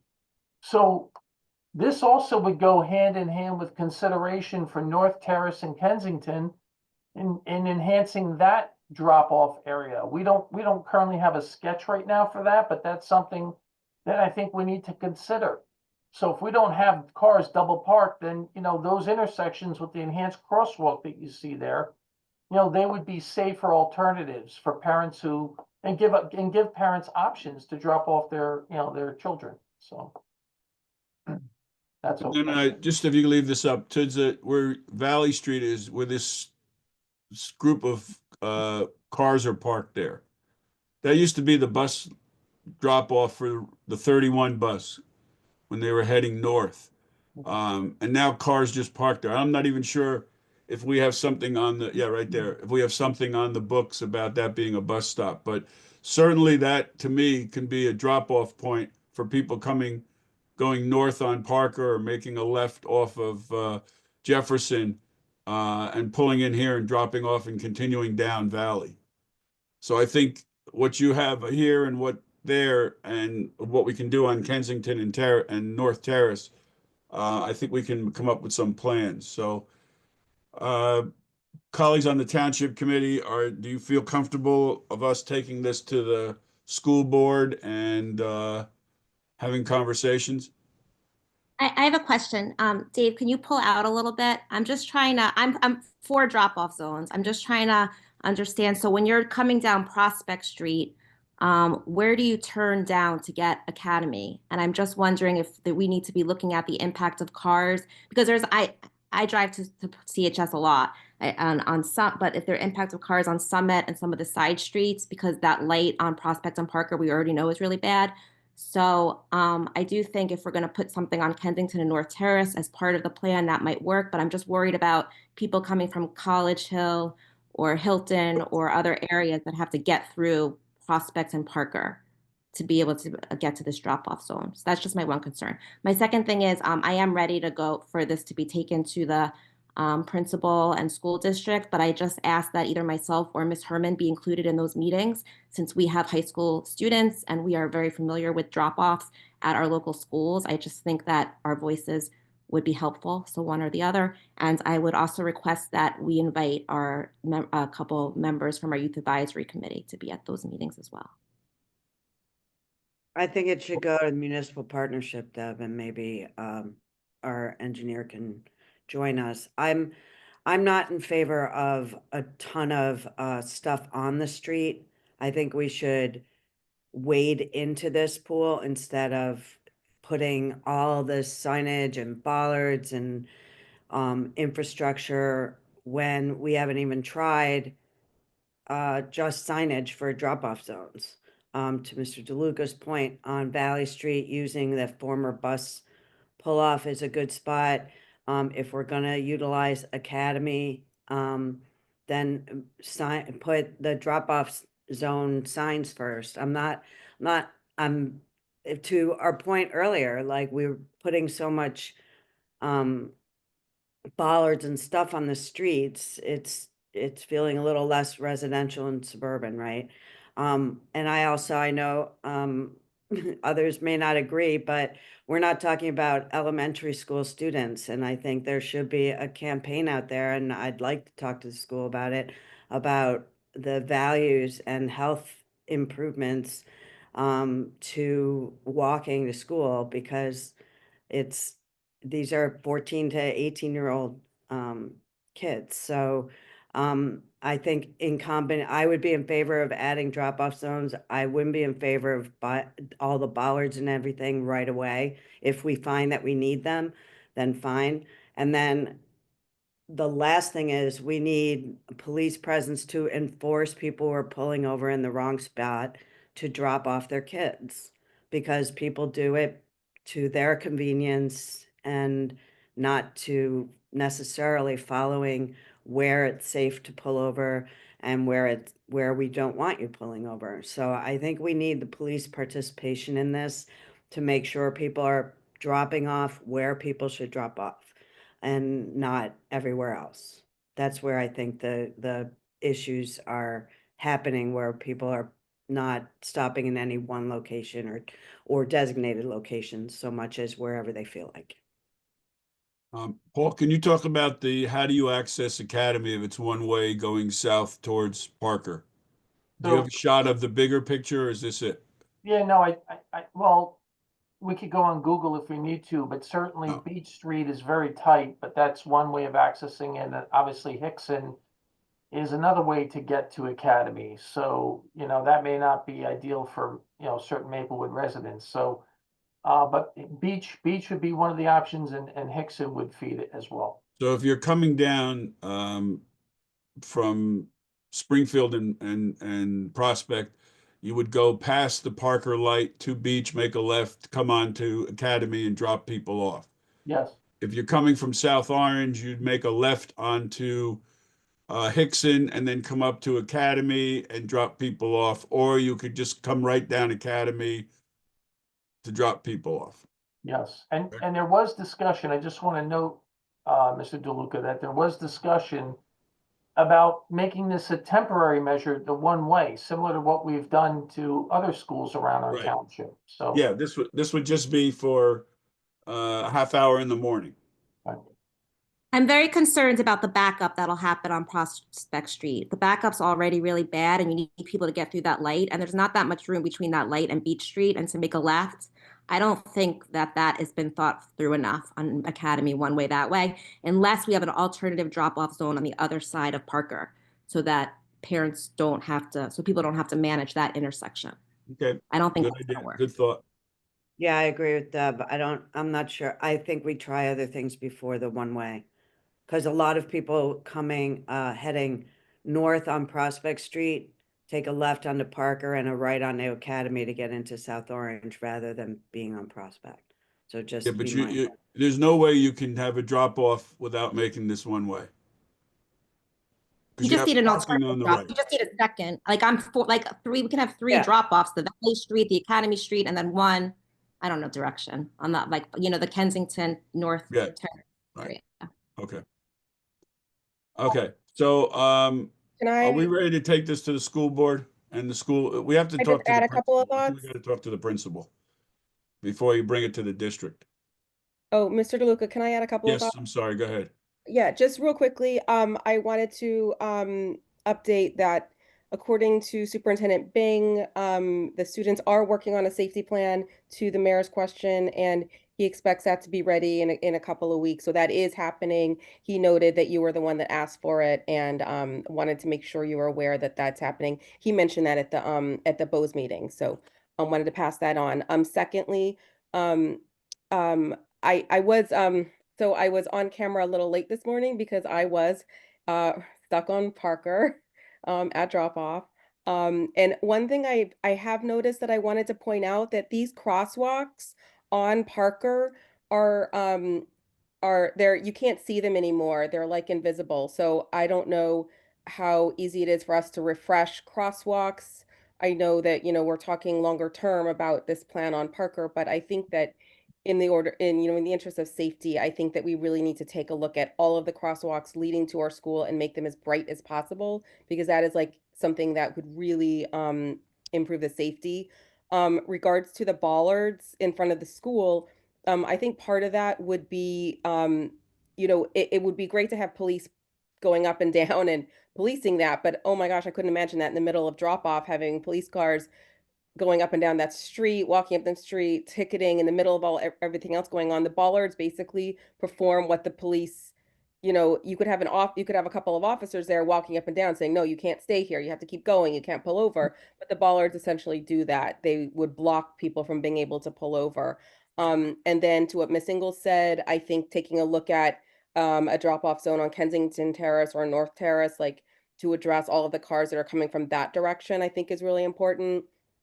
And then finally, so when you get to the end of, for example, Kensington Terrace, so what happened this morning is on Kensington Terrace, as you're approaching Parker, two cars had their blinkers on to turn a left. Now that's that's a very difficult turn because it's so congested. You've got so many kids crossing. And so literally the 3 cars in front of me all peeled out and did 3-point turns and headed back out Kensington because they didn't want to go behind these cars that were turning left onto Parker. So, I think paying attention to Kensington Terrace and North Terrace is important to have, like Ms. Engel said, multiple drop-offs. So I think that this is ready to go and talk to the principal. We have a lot of ideas and a lot of thoughts, and I just wanted to add those. Okay. So, can we get a time when we're going to hear from the students, and can you follow that up, Mayor? Yes. Okay. Sorry, had done. And I think Paul, we ought to hear from the students, similar to what we did at the middle school. And then we can work with them and bring our ideas and their ideas together and try to hammer this out. So just so everyone's clear, we're talking about doing this regardless of the bike lanes. This has got to get addressed. And the bollards, I think, were for the bike lane. So I would agree, we don't need the bollards to implement this. We just need some signage. We need some enforcement. And after, a week or so, people will get this. But we've heard a lot of good comments about folks' real life experience here. And we'll put together something once we hear from the students. Wait, can I just ask a question about the bollards or enforcement? I agree with Ms. Herman that enforcement in that area between Prospect and Valley is really, really hard. And people are not only just pulling over, they're just stopping on Parker and letting kids just get out of the car, like in the middle of traffic. So I'm not 100% sure that what we can do there to get people to stop doing things right now without some kind of I'm just mentioning that. So we can try it, but I think the cops will figure out how to enforce it. We do it now because oftentimes when cops do crossing guard duty, there's a violation, and they take the car, the notation, the license plate, and then they mail them a ticket. So there's a lot of ways to address this. Certainly not going to pull over anyone there and give them a ticket at the scene. Thank you. And if you ever want to go up to see West Orange signs, they have these huge signs about drop-off zones. And I don't think anybody ever parks there in front of on West Orange there at the high school. Okay. Couple add-ons. We got a memo about a deaf child sign on Yale Street. Dave or Paul, you want to say anything about this? Dave, you want to mention a few things? Thank you. Resident submitted a request for deaf child sign. We checked regulations and standards. There's nothing prohibiting warning signs for deaf children. And this is a standard placard to notify motorists that on this block a hearing impaired child resides. Right. So this is not an ordinance. This is just putting a sign up, correct? Correct, yes. Okay. So I think as a policy, unless it requires an ordinance, then you guys should make an administrative decision. Okay. Patrick, you agree with that? Yes. If you need like the 5 foot from the curb, that's an ordinance. So yes, you got to bring that to us. But a sign like this, children at play, sometimes they have signs around autistic children. Those are just administrative signs, I think. So in the future, you should just put those up. Everybody okay with that? Okay. Thank you. And then Paul, you put on the St. Lawrence sinkhole and sent us some wonderful photos. Yeah, thank you, Mr. DeLuca. We have a emergent condition there. What was formerly really impacting our park has now expanded into 2 properties, 22 and 24 St. Lawrence, and literally their backyards are getting engulfed by a sinkhole. We had put money in the budget because up until now it was pretty stable to fund this improvement, this repair. But I don't think we can wait. So I put out a memo yesterday. We'd like to get a resolution on the next meeting, but we actually sent out a bid package to numerous contractors. with the hopes of securing some pricing to get this done. So I put together an emergency memo yesterday and sent it out. So Patrick, under the state rules for procurement, we can act on an emergency. What is the process? Yeah, we can act on an emergency. The process depends on the circumstance. So given the circumstances here, it is the sinkholes developed at the edge of a park, and it's now also affecting two residential properties. It's in their backyard, and it is extending at least up to a garage of one of the properties. The pipe goes under the garage, but we can't tell at this point if the damage extends under the garage. So, there is a threat to property, and certainly next to a park, threat to the safety. We've done a very good job of securing that, but we want to move quickly to make permanent changes. So the process that Mr. Kittner is going through now is appropriate. Him and I have discussed it. We will be in conversation with our purchasing agent as well, because the state law requires we still follow some type of a procurement process for this, but it's expedited in that we don't have to go out to bid for 20 days, public opening, wait to award by resolution of the governing body, all those steps. There will still be some confirming action by the governing body, but we need to move quickly to address this. Thankfully now it's not raining, and so the issue isn't today, but the concern is that with future heavy rain events, the situation could worsen. So we want to take quick action. Dave, you want to say something? Dave? Thank you. We are administering that procurement process already as we speak. Mayor? Yeah, this is on private property, this sinkhole? Entirely, is it entirely in the yard of the resident? No, it's private property and in our park as well. It's affecting three properties, one of which is our park. Okay, I It's our couldn't tell. pipe, right? It's our pipe? It's our pipe, yes. Okay, I just wanted to confirm that. And as far as, this is in the new stormwater utility budget. So we'll find money to do this and then just do a transfer? Yes. Okay. Is that good, Paul? You're good? Yes, thank you. Okay. Let's go through these lists real quick here. Okay, police building, we're still waiting for the SEPI grant. The design documents are ready to go. I texted Tracy Woods, but she tried calling me during our meeting and I couldn't get through to her, so I'll see where that stands. Nothing on town hall at the moment. The greenhouse, we have a lot of work going on. The skin replacement, the polycarbonate outside is replaced. There's some punch list work, but they're substantially done. No. We have a boiler replacement, which is scheduled shortly. And we're also removing the underground storage tank, and there's an above ground storage tank, which also has to be removed. The woodland, we did solicit quotes, and Alden Bailey Restoration Corporation put in a bid, so we're moving forward with that. We did perform at the woodland a temporary staircase repair because the stairs at the side entrance by the parking lot had separated from, structurally from the building and from the landing area. So we did a temporary repair, which was substantial. We consulted with the structural engineer. All that work is done. Mr. Haran is going to coordinate getting that stained so it blends in more. But our future work is going to be trying to have a permanent, more substantial repair at that location. I have nothing on 1978.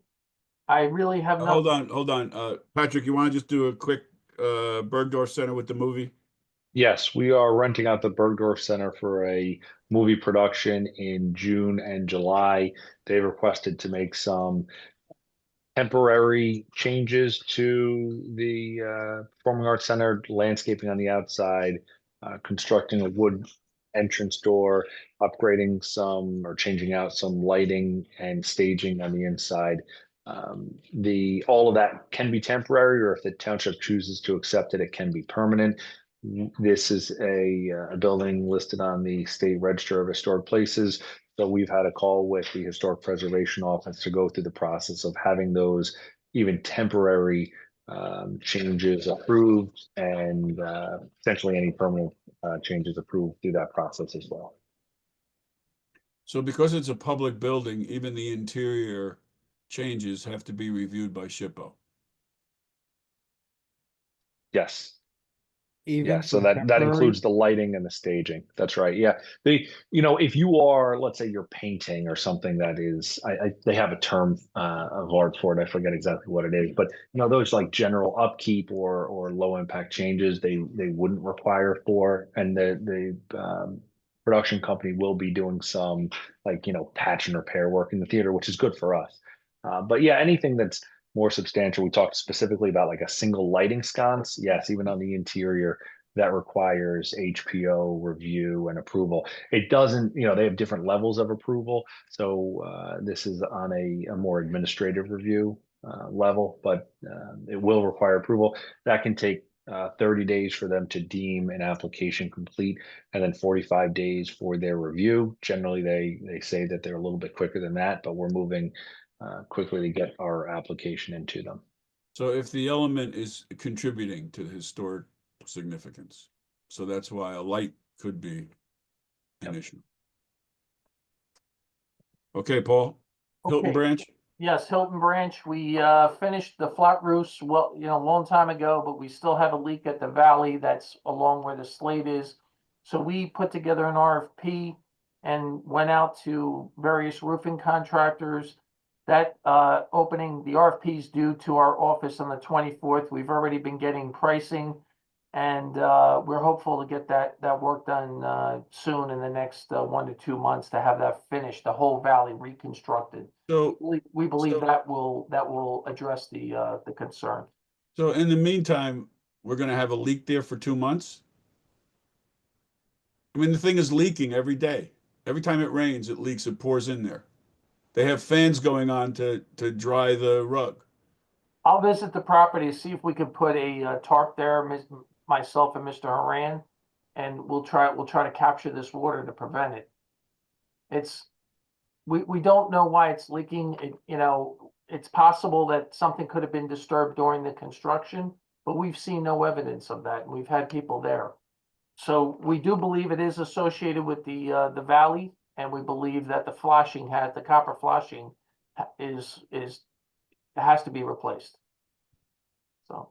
But this doesn't qualify for some kind of an emergency? Patrick? I'll take a look at it today. Thank you.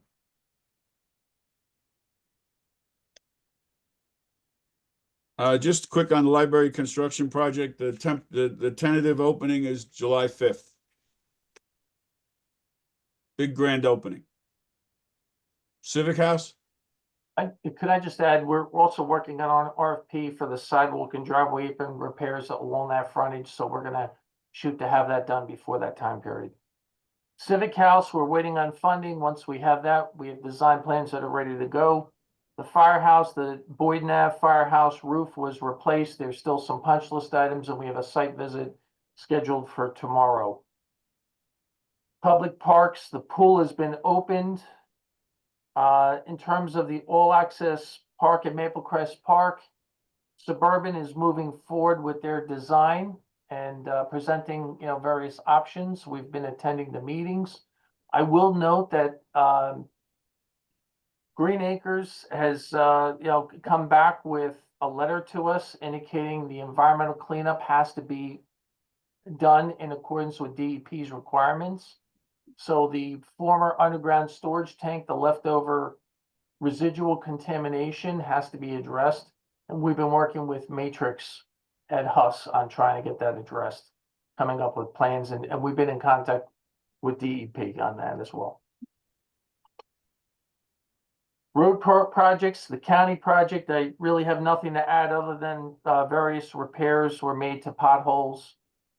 And settlement issues were brought to our attention, and I brought that to the county's attention, and they've since addressed that.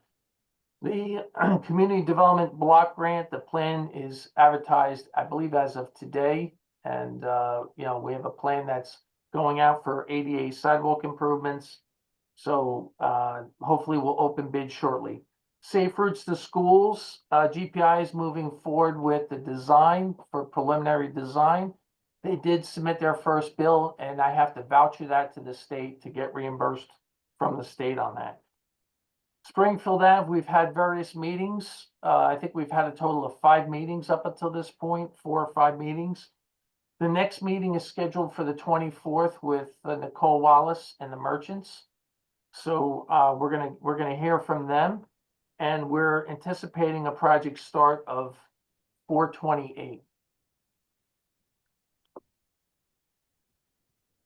In terms of stormwater and sanitary sewers, there's the smoke test and with Mott McDonald. I think in terms of performing the work, we're ready to move forward with this.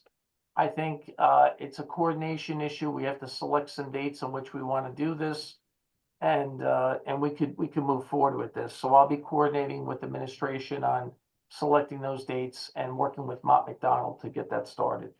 I think there's going Just to be. on that, Patrick, make sure we have a good comprehensive communication plan to those residents. Yes, please. We'll be putting out public notices through our email blasts and our Facebook and Instagram, but also the contractors will be going door to door to speak with residents. So, And we'll have the information in multiple languages as we talked about, and the FAQs available that we've talked about. that discussion was around water line replacement. This is around Right. inspection of smoke testing of the sanitary sewer. If we see a need, so it's much less impact, but it does require public notice. We can look at other languages and what's required, or what should be included. Moving on, the floodplain ordinance, DEP did respond to us recently with comments. We're gonna make those changes, circulate that, and then get that back to them and hopefully get this adopted. The Maple Terrace project, there are 2 things, mitigation and easements. Ms. Credidio did provide an easement document for recording purposes, and we're going through that now. And in terms of mitigation sites, we had gone out to HPC, circulated what Fred's share of MV5 produced. They're willing to work with us in the park, but my concern is it could change the character of the park as an available site. So we've actually met with Deb Lyons from the Conservancy, and she has concerns as well along those same lines. So we're waiting for a letter from Ms. Lyons to, indicate whether they're in favor or not in favor of this plan. In the event that they're not in favor, we would go back to DEP and indicate that we have no sites available and that we would request relief in order to pay into the fund for wetlands and riparian mitigation. The East Branch of the Royal River, we did reach out to Gabe Mahone of DEP. They provided us guidance in terms of the tree that fell on the wall that actually collapsed. And essentially what they indicated was the wall is the ownership of the adjoining property owner. And if it does cause a flooding incident, the property owner itself could be liable for those damages. So that was his opinion.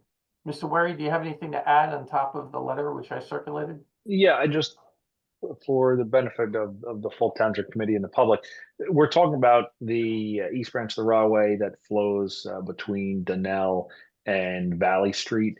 And, obviously we've received complaints about the walls in that area that are in disrepair, and also trees along that stretch that have fallen over the river. The river flows over private property, until it gets into the park, or until it, if it flows over a right of way, that may change. But in the area between Jefferson down to the firehouse, that is a state water that flows entirely over private property. And there's been requests from some homeowners that the township get involved regarding, adjoining property owners maintaining walls and trimming trees and things. The advice from the DEP or I guess the feedback from the DEP was, all of these are private property issues. So if your neighbor's wall falls over and it affects your property, that could be an issue between those two adjoining property owners. If a tree falls and it blocks the flow of the stream, and as a result, other properties flood, that impact would be the result, or would be become an issue between, you know, any affected property owners and the property where, let's say, the tree fell or the wall fell. The DEP did not encourage us to take any action in this. And so, you know, the township would be happy to work with any property owner in connecting them with the right people at the DEP and getting them the right information. But this remains a private property issue. We do continue to notify owners when we are aware that walls have fallen or trees or have come over the river, because we want them to take action, or at least to be aware and to evaluate it. But the township's not taking action. And last year, we had met with property owners along that stretch to explore the possibility of the township organizing an effort for those the walls along that stretch to be repaired. And, you know, it would require all of the property owners collectively to engage in that process. And we didn't have an interest from, I don't even want to say enough. I mean, we had, you know, of property owners in that stretch, I think maybe there was one property owner who was interested in moving forward. So, you know, at this point, I think, you know, we may have an opportunity to reach back out to those property owners and make them aware of where it stands today. But, you know, the township won't currently have any activity along that, and we'll, you know, just continue to advise property owners when we are aware that their walls or trees have impacted the stream. So did we get this DEP recommendation in writing? Is this something we can share with, especially the property owners who have, we've been in conversation with over there about these issues? We received it in writing. This is communication between the DEP and the township, so we haven't made it public. No, understood, but I just think it would behoove us to make sure that those property owners are fully aware of that. I mean, the DEP's position just supports the township's position, which we've taken for quite a while. I know all property owners along that stretch are not in agreement with that, which is fine. But you know, we have expressed the same position to property owners in that area. So, and the DEP's response is really just consistent with that. Yeah, I think that consistency is what I'd like communicated to them, because I think it's not just, you know, disagreement on the issue perhaps of between us and them, but that we have agreement by basically the governing entity of what we can do in that river, right? Yeah, can I suggest that maybe you have a conversation with Patrick offline, just so that we can, you know, everyone can preserve our, you know, preserve rights here. Add it to the list there for us, our phone conversation later today, Pat. And Paul, the dam removal, I believe our consultant said that there are some concerns about this now. There was a concern on the part of the water company with respect to their water main. I believe they had sent out updated plans and provided Fred Share with elevations and depths, and included some type of as-built plan for that. I have not received an update from Fred, though, in terms of the status of that, or with respect to, you know, the depth in which we can excavate. So I'll have to follow up with him on that aspect. Okay, thank you. So just, we have the bollards up on Prospect and Oakland, Prospect and Oakview. Thank you, they look great. And then what's the status of the striping on Maplewood Avenue, Newark Way? So the striping is scheduled to occur on the 17th. Okay, that's going to be straight edge striping, is going to do that work. Right before that, we're going to do work on the siphon. Colonelli Contracting Brothers is going to work on the siphon and make repairs. And after the striping and the repairs are done to the siphon, we anticipate installing the streeteries. So we want to get this all done before we put out these big platforms, which could get in the way. Okay. Is there anything on the expansion of the plastic recycling? No is good. I have nothing at this time. No. I think the environmental advisory commissions in Maplewood and South Orange are talking, so Okay. more to come. On the jitney service, Mike, thank you for the data on the rides. We'll continue to look at this. I mean, it's pretty healthy. We will be having a conversation about fees, as we in the fall, so that we can implement them for 2026. I did have a question, Patrick and Paul. I know finding jitney drivers is hard. I was talking to Pierre on some things, and he mentioned that when we look for a jitney driver, we have to do the internal 10-day job notice, but we know no one has a certification for this. Do we still have to do that? Is there a way to work around that? I could talk to the union rep. Yeah. I don't know, I think that that's an agreement between the township and the union that represents the jitney drivers.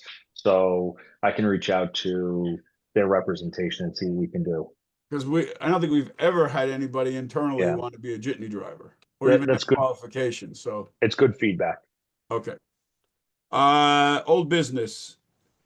DPW, Mike and Paul, you were getting the signage for the overnight parking in the public lots. Yeah, I have it on, I'm sorry, Paul. I have it on order. Okay. Anything on the cost share with St. Joseph's Food Pantry?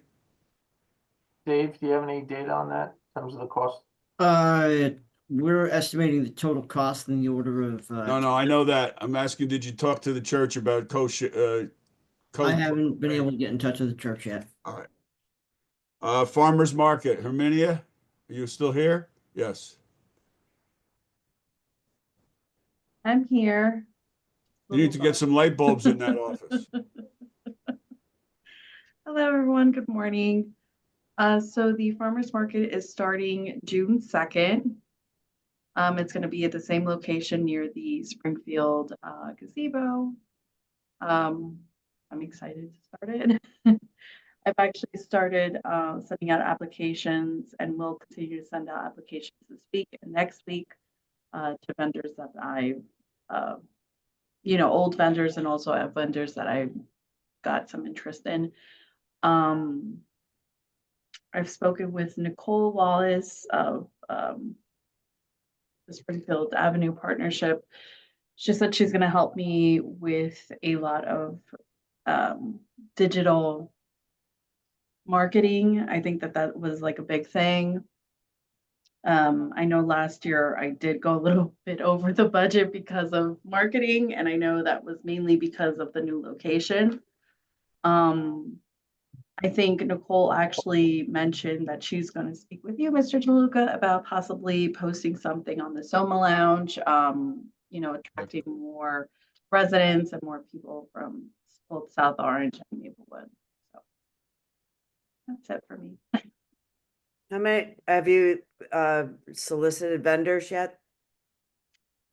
Yeah, I've started looking at well, I'm going to send some old applications to some old vendors, and then some new vendors came in, 2 of which are farms. So good. I'm going to see if so what I'm going to try to do is I'm going to try to make it so that the main farm, obviously Stony Hill, will stay where they are, and then I'll have like one of the mini farms either on Vermont and then like the peak of the other side. So it'll be like all of them are in a corner.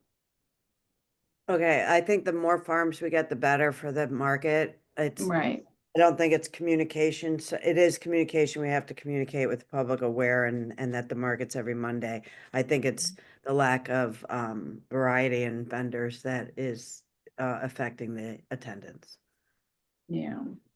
Do we do an actual call for vendors, like a write-up, like a press release or media alert, so that it's not just us reaching out to people we know, but we can put the word out for people we don't know to apply? And my second question is, when it was at Yale Corner, there used to be a program where local business owners can have like a free one day or some kind of partnership. Are we still doing that? And is Nicole Wallace and Erin Rose promoting that to our business districts? That has been brought to my attention and I think it's a good idea. And I'm not opposed to it, for people to contact me and, we can put them on like a schedule where they can come in and promote their business. I think Nicole works with the manager, so yes. I don't know about Erin Rose. It's mostly Springfield Avenue. I just recommend like a WooFoo, if people can go on, sign up, see what dates are available and what dates aren't, and then and then we proactively promote that. That way it's less administratively for you, Herminia, but people can see what dates are available and sign up. That's how it used to be. I think there used to be a sign up genius and businesses would just sign up and there was only like 1 or 2 allowed per date. And it used to just be sent out to business owners, so they just did it. Yep. Okay. The lower Duran Road, we were going to include that on the 5-foot from driveway. Where are we with that? Look, I still have to send a letter out to the residents. I'll coordinate that soon. Okay. Any new business? There's only one thing I want to add, if I can. When we went over roads, I glossed over Walton Ave and Maplewood Ave, the intersection, and we just have a concept that we wanted to quickly show. Scott, are you able to screen share that? Yep, I'll share it now.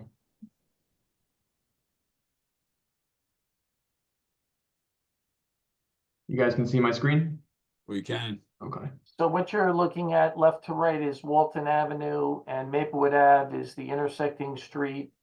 Our thought was, first of all, we had a lot of complaints of cars just speeding around and driving into Maplewood Ave at speed, and we certainly witnessed it as well during our site visits.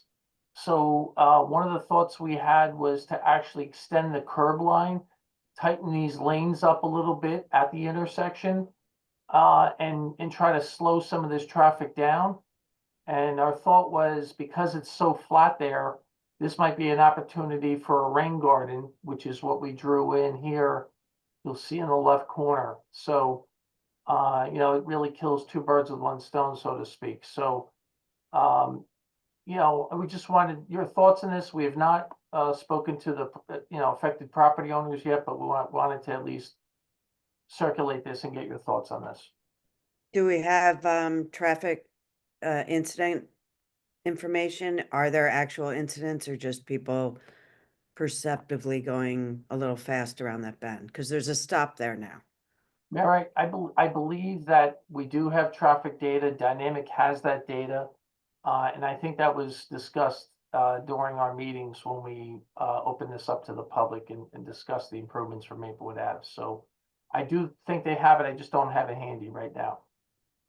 Okay, I just want it to be justified because, we know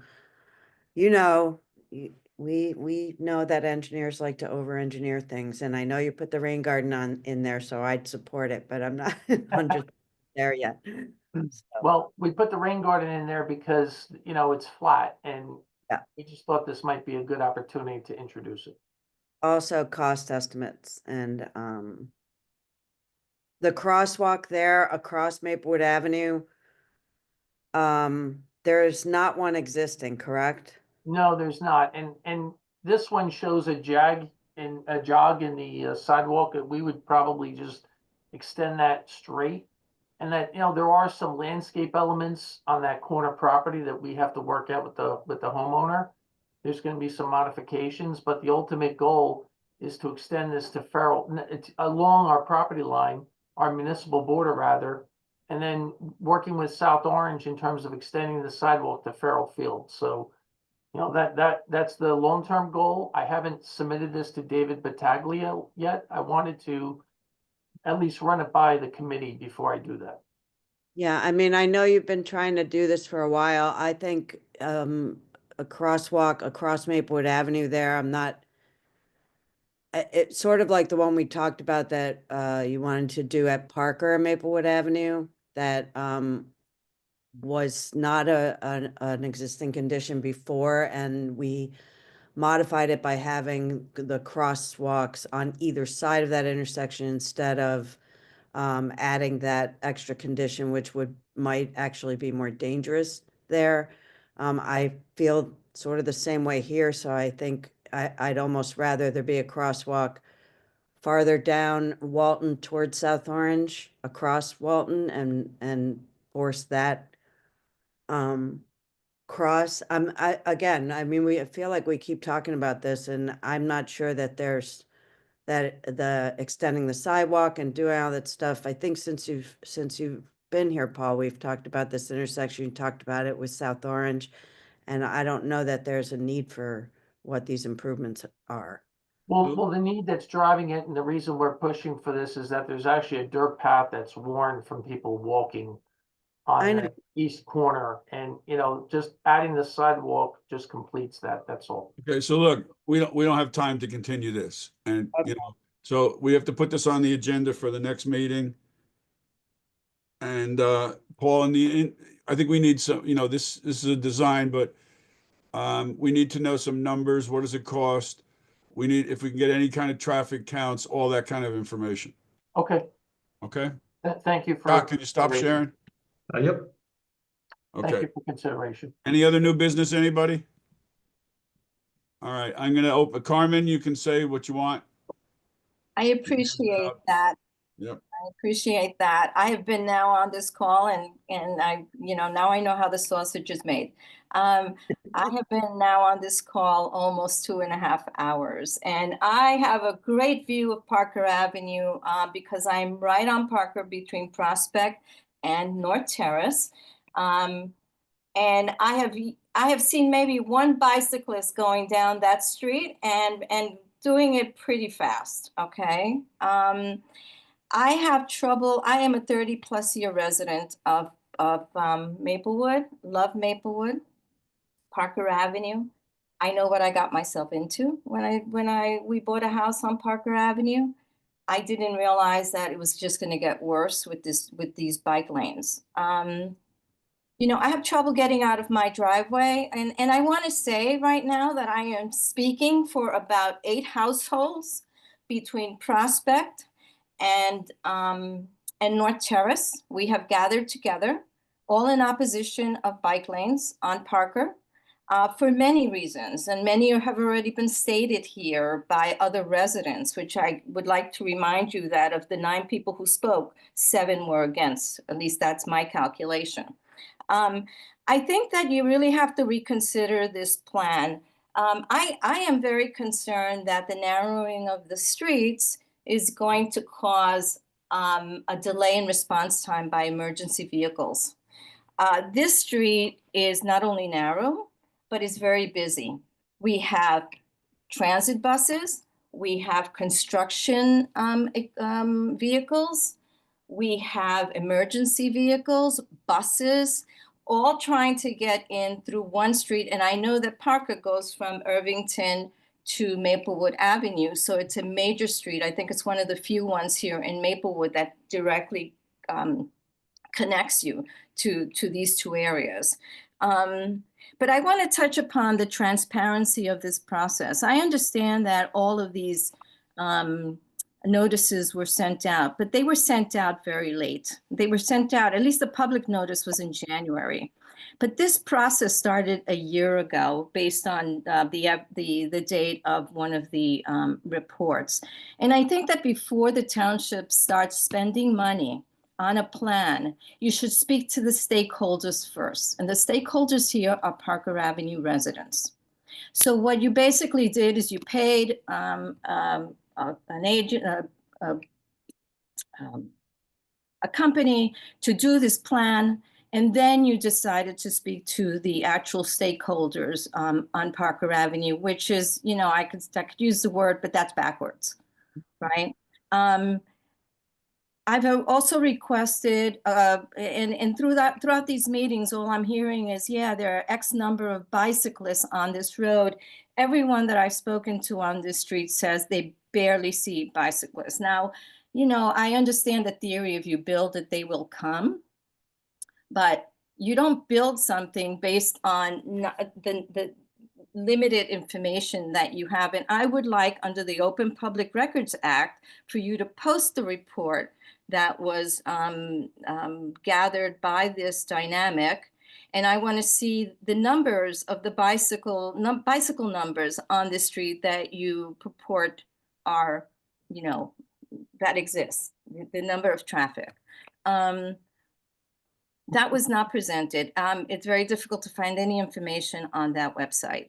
I think that there should be minutes of the township committee meetings. I am unable to find that. I consider myself a very tech savvy senior.